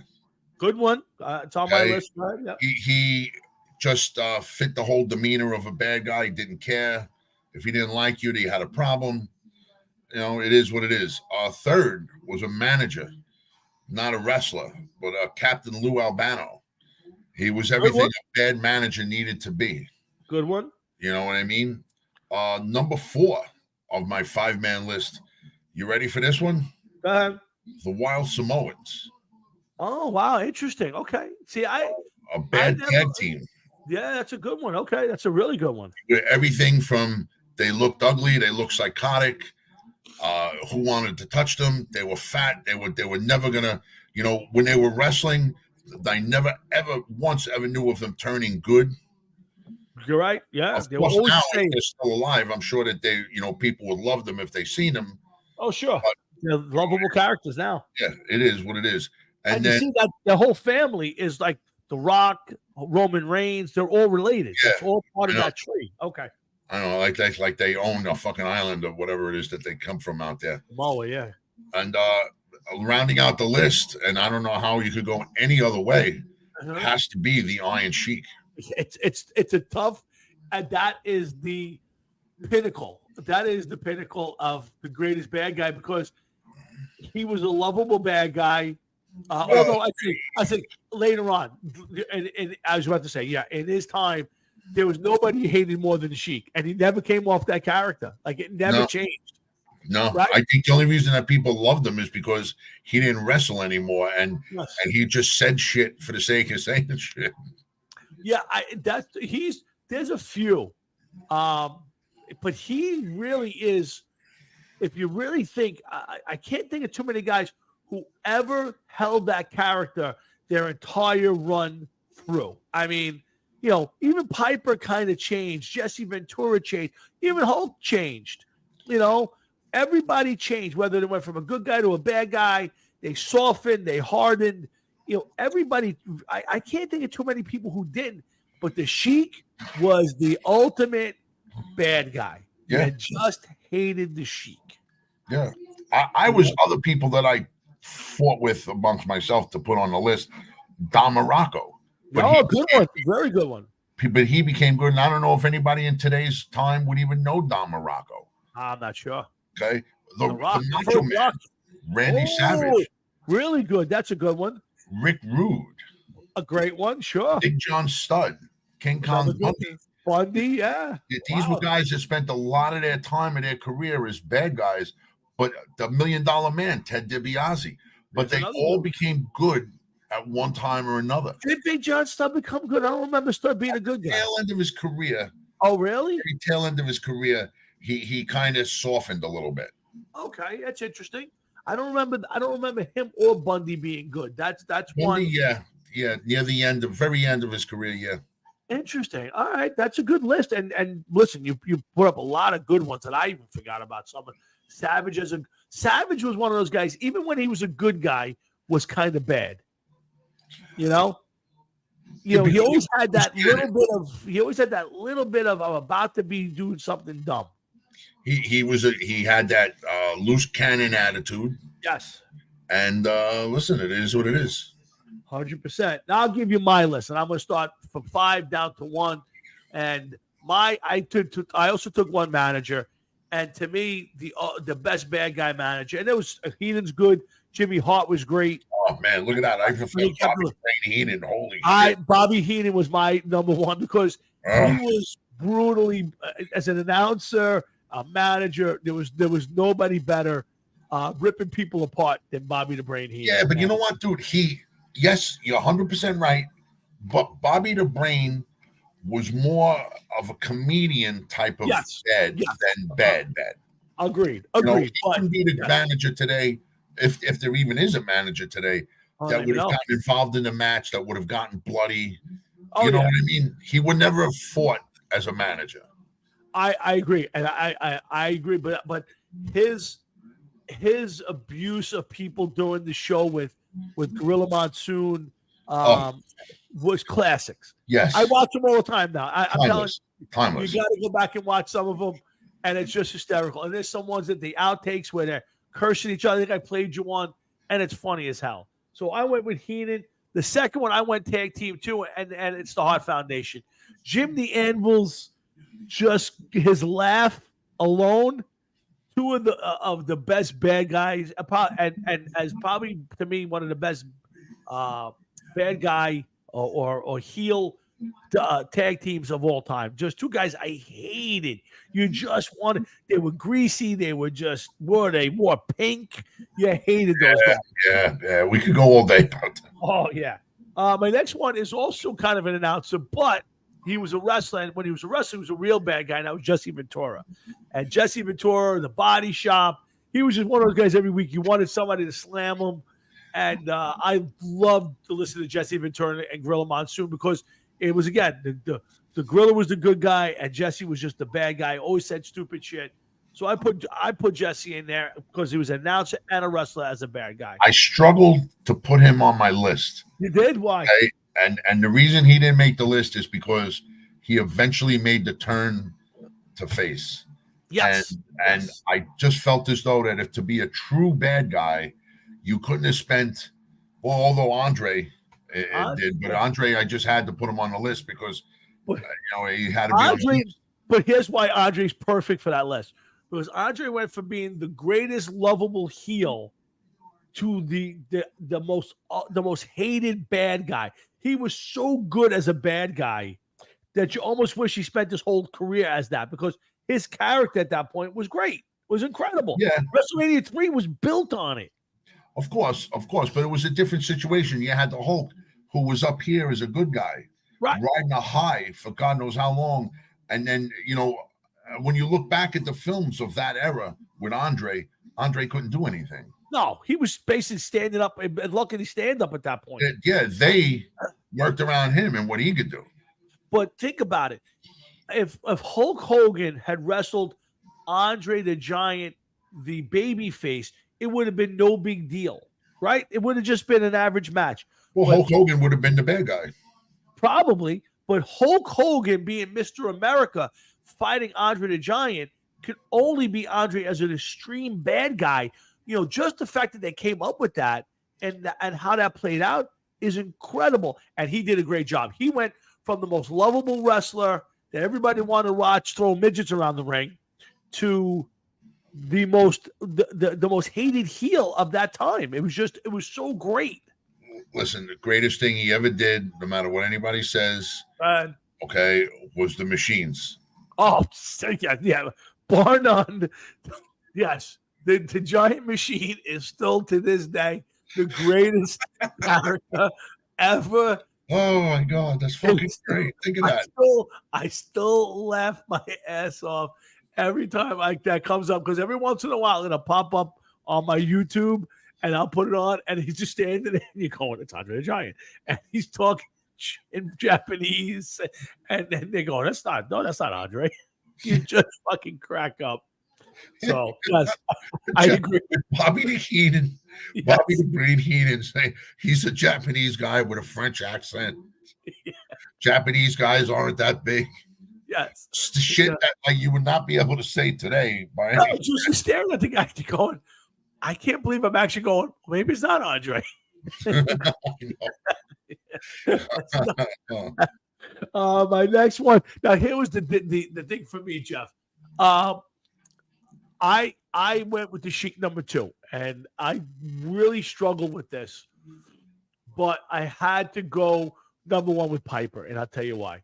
Anybody who would shave the midget's head on live TV is the most bitter, miserable, angry person in the world, and he's the best bad guy. He took a midget, basically tied the guy up, and shaved his head, and in torturous ways. Hit another guy in the head with a coconut. There was no better bad guy than Rowdy Piper. I mean, yes, he had a little bit of a heel turn, but even with his heel turn, he was still a bad guy. Yeah, So, I hear you.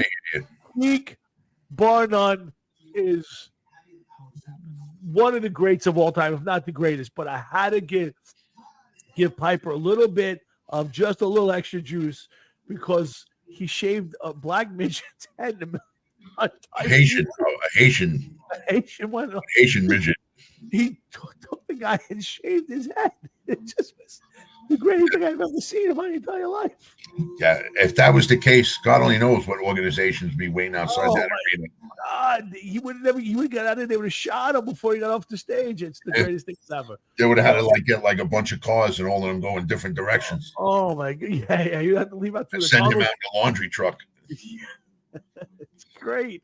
So, but yeah, there were so many guys that you could have put in there who were even the guys who were part-time bad guys and became good, or vice versa. There were some good ones in there, but boy, you nailed it. I totally forgot about Andre. To me, that is the best. That to me could be the best one, because think about it. Here was a guy who was one of the most beloved characters of all time. Even when Hogan turned, it wasn't that good. I'm sorry. The Hollywood Hogan thing was not great. No, it wasn't. But yeah, you got to remember that was down in WCW, and they had to do that for ratings, I guess. Oh, 100%. But when Andre turned, Andre was the king of WWF, and then he turns in the middle, and then they have the greatest wrestling event of all time. 90,000 people show up, and Andre plays this incredible bad guy to the point where you hated the guy when you watched him.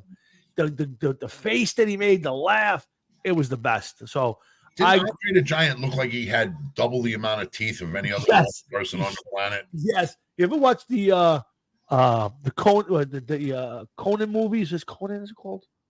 Willow. No.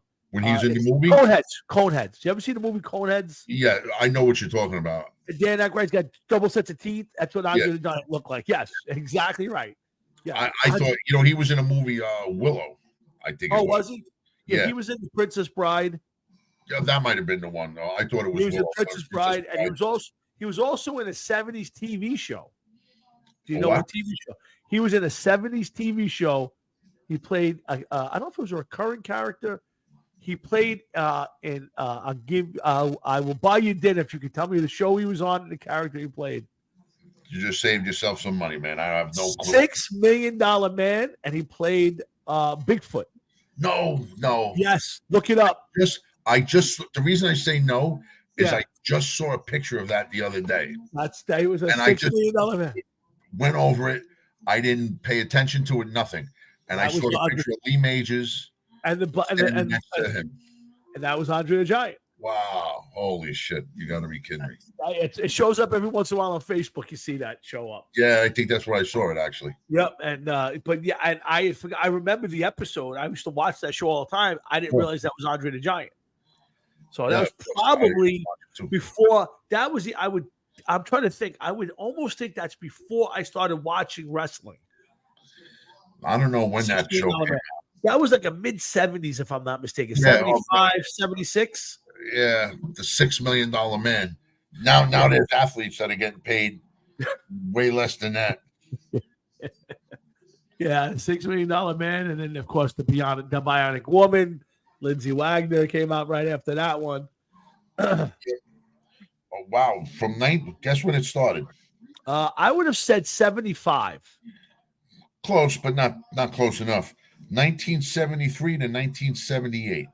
Okay, makes sense because I started watching wrestling right at the end of that, probably 78, 77, 78. So 5 seasons, 99 episodes, and 6 TV movies. Wow. That's right. Yeah, it came on March 7th, 1973, and it ended March 6th, 1978. Oscar Goldman, Steve Austin. Wow, Richard Anderson, man. I remember him. I guess he's been gone for quite some time. Richard Anderson was Oscar Goldman, if I'm not mistaken. Yep. And obviously Lee Major's still alive. He was Steve Austin, the astronaut. And I don't know if there was any other characters in there. That I could not name one other recurring character in that one. Well, I'm glad you mentioned that because I have the page up right now. Rudy Wells, played by Martin Balsam in the first pilot episode. Alan Oppenheimer in the second and third pilot episodes. Seasons 1 and 2 were by Martin E. Brooks. Seasons 3 through 5, as well as The Bionic Woman in 3 movies. Austin Physician and primary overseer of medical aspects of bionic technology. Then there was Jamie Summers. Yes. Peggy Callahan was played by Jennifer Darling, a secretary to Oscar Goldman. And Oliver Spencer, director of OSO in the pilot. Any idea who he was? No idea. The one and only Darren McGavin. Really? Darren McGavin was in that? I didn't know that. Yeah. Jennifer Darling was the actress that played Peggy Callahan. I don't even know what she looks like. But correct me if I'm wrong. Darren McGavin, he was the father in Christmas movie, right? Yes. Yeah, I thought so. Yep. I would bet. I would bet I bet the farm on that one. Yes. Yeah. There he is. Christmas Story, 1983. Tom, I got to take a quick squirt. Give me a second. I'll be right back.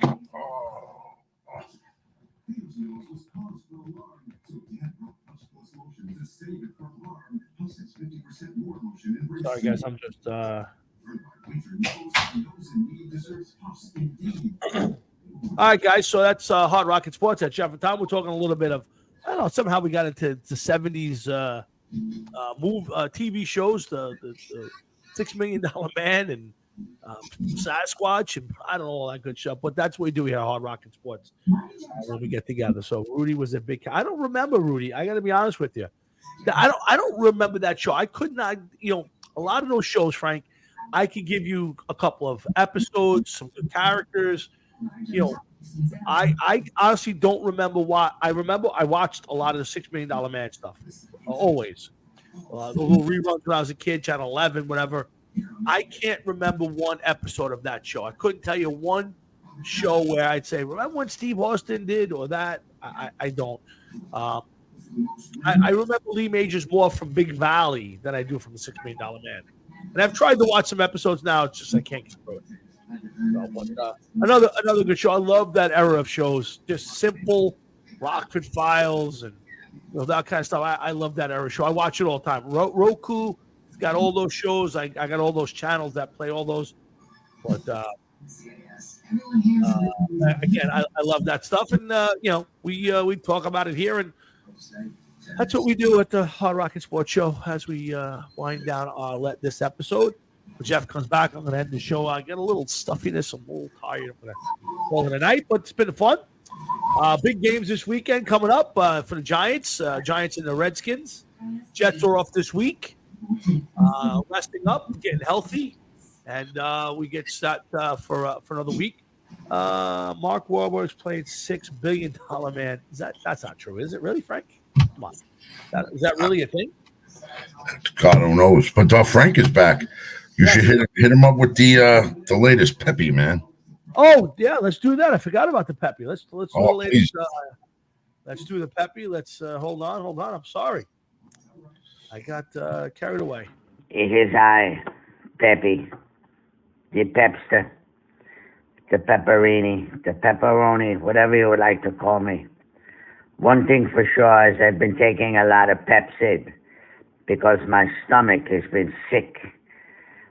Sick as I watch these Denver Broncos and the one I call Russell Wilson failing every week to get a victory. They come close and then they let it slip through their fingers. I do not know what to think anymore.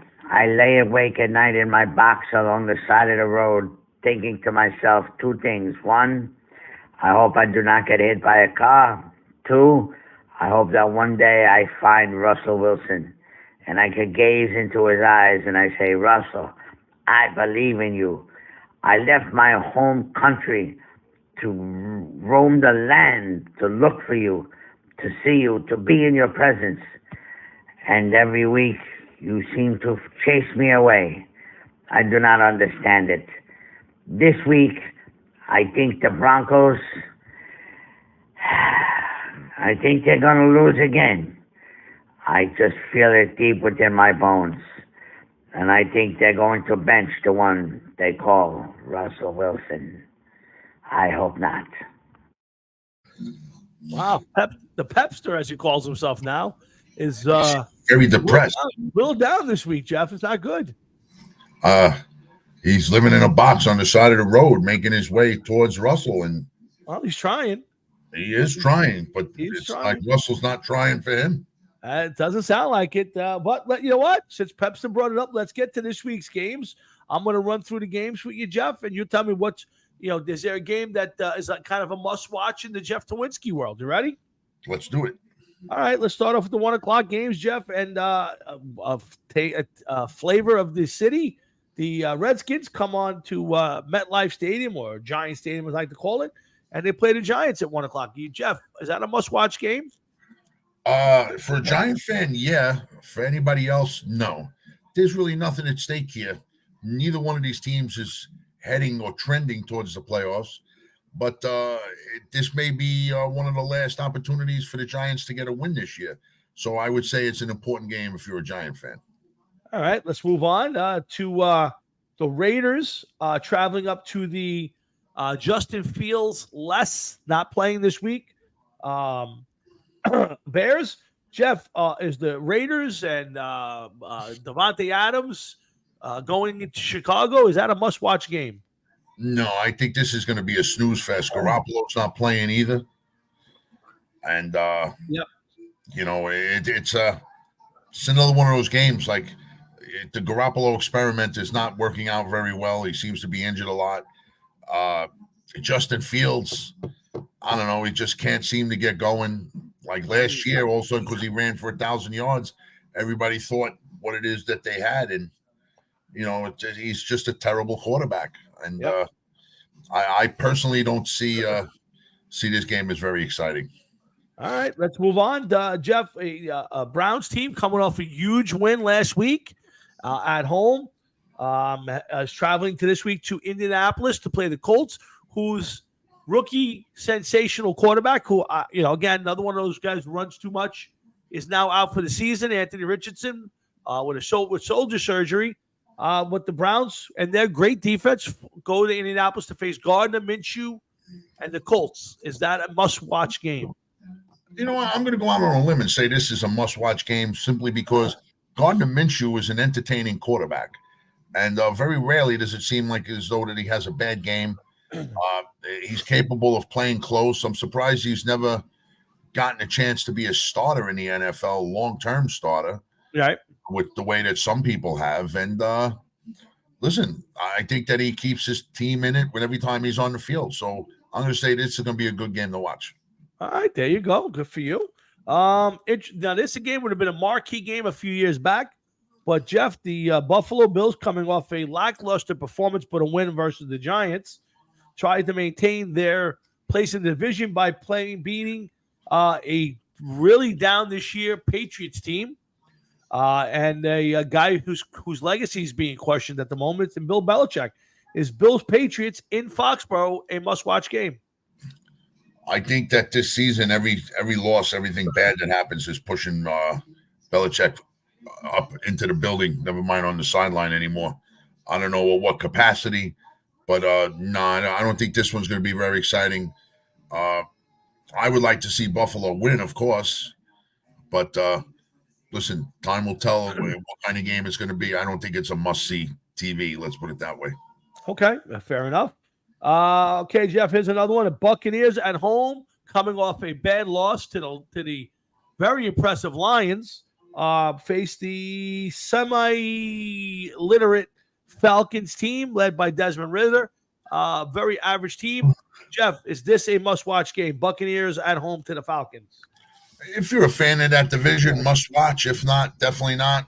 I think it's a bigger game for the Buccaneers to try to keep their hold on first place than it is Atlanta. But Atlanta seems to be a team that maybe has some questions about their quarterback. They thought they had an answer. I don't think they are so sure about Desmond Ridder at this point in time. Okay. All right. Let's move on to an interesting game, and I think one's going to tell a lot about both teams, and that is the Baltimore Ravens at home to a surging Detroit Lions team who's led by a quarterback that seems to have had a resurgence of his career, Jeff, in Jared Goff.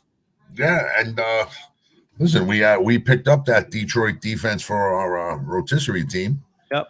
So I'm hoping that they play good this week, of course. And I think that it's hard to say that statement, the Lions are for real. It really is hard to say. But they look at, is this a must-watch game? Ravens and the Lions. I would say, yeah. I would agree with that. Dare I say it might even be a Super Bowl preview. It's very possible. That is not far-fetched by any stretch of the imagination right now. I would venture to tell you right now that the Lions might be the best team in the NFC right now. Might be. It is possible. It is not a far-fetched statement. As I'm watching the Texas Rangers hit a home run.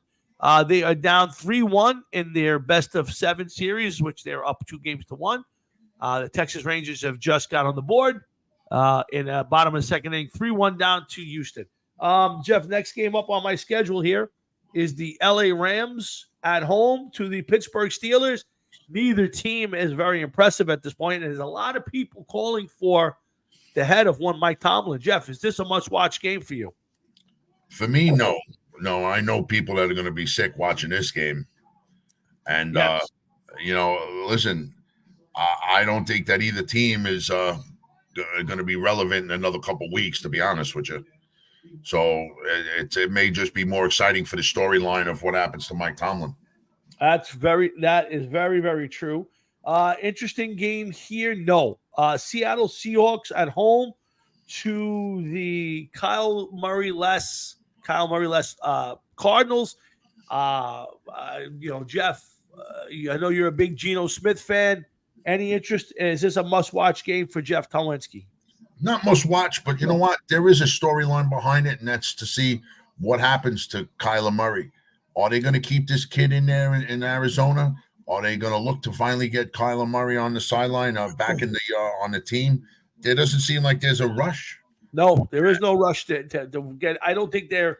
I think they'd be happy to draft Caleb Williams and move on from Kyler Murray. Although they just gave him a brand new contract, so I don't know if they can or will. But to me, that has to be one of the dumbest contracts of all time. The fact that they gave him that one. Jeff, next up is one close to the heart of one Pepster. This would be the Green Bay Packers, who, by the way, Frank Jeffrey and Matt Talici, if you're listening, I told you Jordan Love is not a great quarterback when they drafted him. But anyway, the Jordan Love-led Packers will be heading out west Maybe they'll pass Pepe along the way when they faced the Denver Broncos. Jeff, Packers Broncos, is this a must-watch game in the Towinski house? It's probably more must-watch to see what's going to happen with the Broncos. Does Sean Payton finally figure out what's going on here? Do they start fire selling people? Maybe you get an idea of somebody your team, my team may want to go after. That's on the Broncos team. So it may be like doing a little home scouting report to see who they got and where they may end up. I just don't think Green Bay is going to do anything this year. I don't see it. I don't feel it. And I don't think that the Broncos are going to be the team that they are now. I don't think they're going to be that team in another couple of weeks. I don't think you're going to recognize them. Interesting. All right. Last three. Chiefs at the Chargers. Chiefs at home to the Chargers. Jeff, coming off the bye week, is this a big week, a big game for you? Chiefs at the Chargers. Any AFC West matchup is always entertaining, so I would say, yeah, I would watch that. Okay, two more. This might be the best game of the week. Philadelphia coming home, reeling from a shellacking by the Jets, facing the surging Miami Dolphins, team that, again, I picked to challenge for that division, and they're right there. If they're not first place right now, I'm shot my head. But the Eagles at home to the Dolphins, is that a must-watch football game? 4:30 on Sunday. Listen, anytime a team scores 70 points, just 2-3 weeks ago, yep, you got to keep an eye on them. I mean, listen, I'm hoping that Waddle sets a record soon. Yeah. All right, for my own personal reasons. Yes. And I would love to watch them play. But, on the other hand, one hard hit and Tua is spending the rest of the season eating pudding on the sideline trying to spell his nickname. Even if you spot him the U and the A there. Yeah, last one for tonight, guys. Then we'll play our rated report out the door. And that is Monday night's game, 49ers and the Vikings. I know Justin Jefferson. He's out for a while. No Christian McCaffrey, I believe. No Deebo Samuel. Jeff, this game got any juice for you? It's always going to be nice to see a team like the 49ers, see how they come back in a situation like this. How do they make up for players lost to injury? So, yeah, this may be a team that's very well maybe a Super Bowl contender, maybe a Super Bowl champion at the end of this season. Who knows? Brock Purdy seems to be a pretty decent quarterback so far this year. He's picked up where he left off. So I'm going to say, yeah, I think it's going to be a good game. Okay. All right. So there you have it. There's you guys a little list from Jeff on games he thinks you should get out there and take a look to. But there's one more thing we got to do every week, and we do this at the end of the show, and we'll end the show each way this week as long as he keeps sending down the messages, and that is our latest rated report, and we'll see how the little fella's feeling this week about his squad. So sit back and relax as we telepathically bring him down, maybe a little seance type of thing. And here's the big fella, little fella. Hey, boys, it's me, Tom Chinta, with the weekly Raider Report. Most important Raider Report of the year so far. Right now, we stand at 3-3, winners of our last two. I'm about to show you how they're going to go 14-3 and win the world. You ready? Against the following teams: Bears, W; Lions, W; Giants, W; Jets, W; Finns, W; Chiefs, W; Vikes, W; Chargers, W; Chiefs, W; Colts, W; and then they close it out with the Broncos with another W. This team has it all. They're going to go 14-3. They're going to win the AFC championship and then go to the Super Bowl and beat the shit out of whoever's there. Hold on a second. I'm getting a text message. Oh, my God. I can't believe this. I'm being called into Jesus' office. To be continued next week. Thank you. Oh, boy. Sounds like the little fella may be having a problem with Jesus himself, Jeff. I'm a quiver to figure till next week to find out what happened to the little guy. Yeah, any thought what Jesus is calling the little guy in for, or we don't know yet. Like I said, when these are made, I go with the moment, and if something pops in, it is what it is. But do I have an idea of what's going to happen? Yes. Do I have an idea of how it's going to go? No. But I can tell you this much: next week might be a two-parter. Oh wow! All right. Well, Okay. And depending on what you have to do on your end, the second one, I don't know if you watch these as they come in. No. I don't watch it till I just play it just now. I have no idea till it's on the air. The next one that comes in, the second part may come in during the show. Wow! Look at that! Look at that!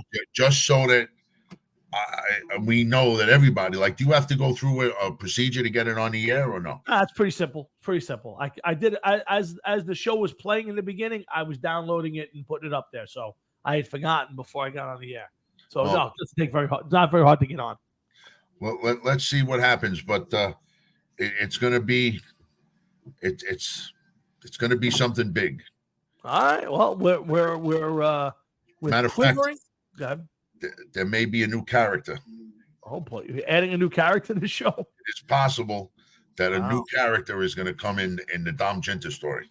Oh, wow! This is getting to be too much programming. But we'll look forward to it next week. Well, I'm already can't wait for next Thursday already. So hopefully you guys will sit back and relax, enjoy your week, and we'll get back to you next Thursday night with some more. But Jeff, I'll give you the last word. Anything you want to end it with? I'm already looking forward to next week because I'm thinking now. Well, it's been a great show. I thank everybody for tuning in. Thanks to Frank and Tom, Adam Hines, everybody who popped in tonight, all the people who watch Ted Wilson, to everybody who watches us each and every Thursday night to make this even more fun. Thanks to my partner in crime, Mr. Jeff Towinski, for as the Texas Rangers scored their second run of the night. For popping up with me every Thursday night. To do this is makes it all worthwhile. So again, I hope you guys have a great night, a great rest of your week, a great weekend, and a great next week. Enjoy your football. Plenty of it this weekend. Keep enjoying it while it lasts. And come on back. We do this every Thursday night at 7 o'clock. So for Jeff Towinski, myself, and everybody here at the Hard Rock Sports Show, I say thanks for tuning in. Have a great week, and we'll see you next Thursday night right here on Hard Rock Sports. Jeff, I'll talk to you off the air. You got it, man. Be good. Later. Later.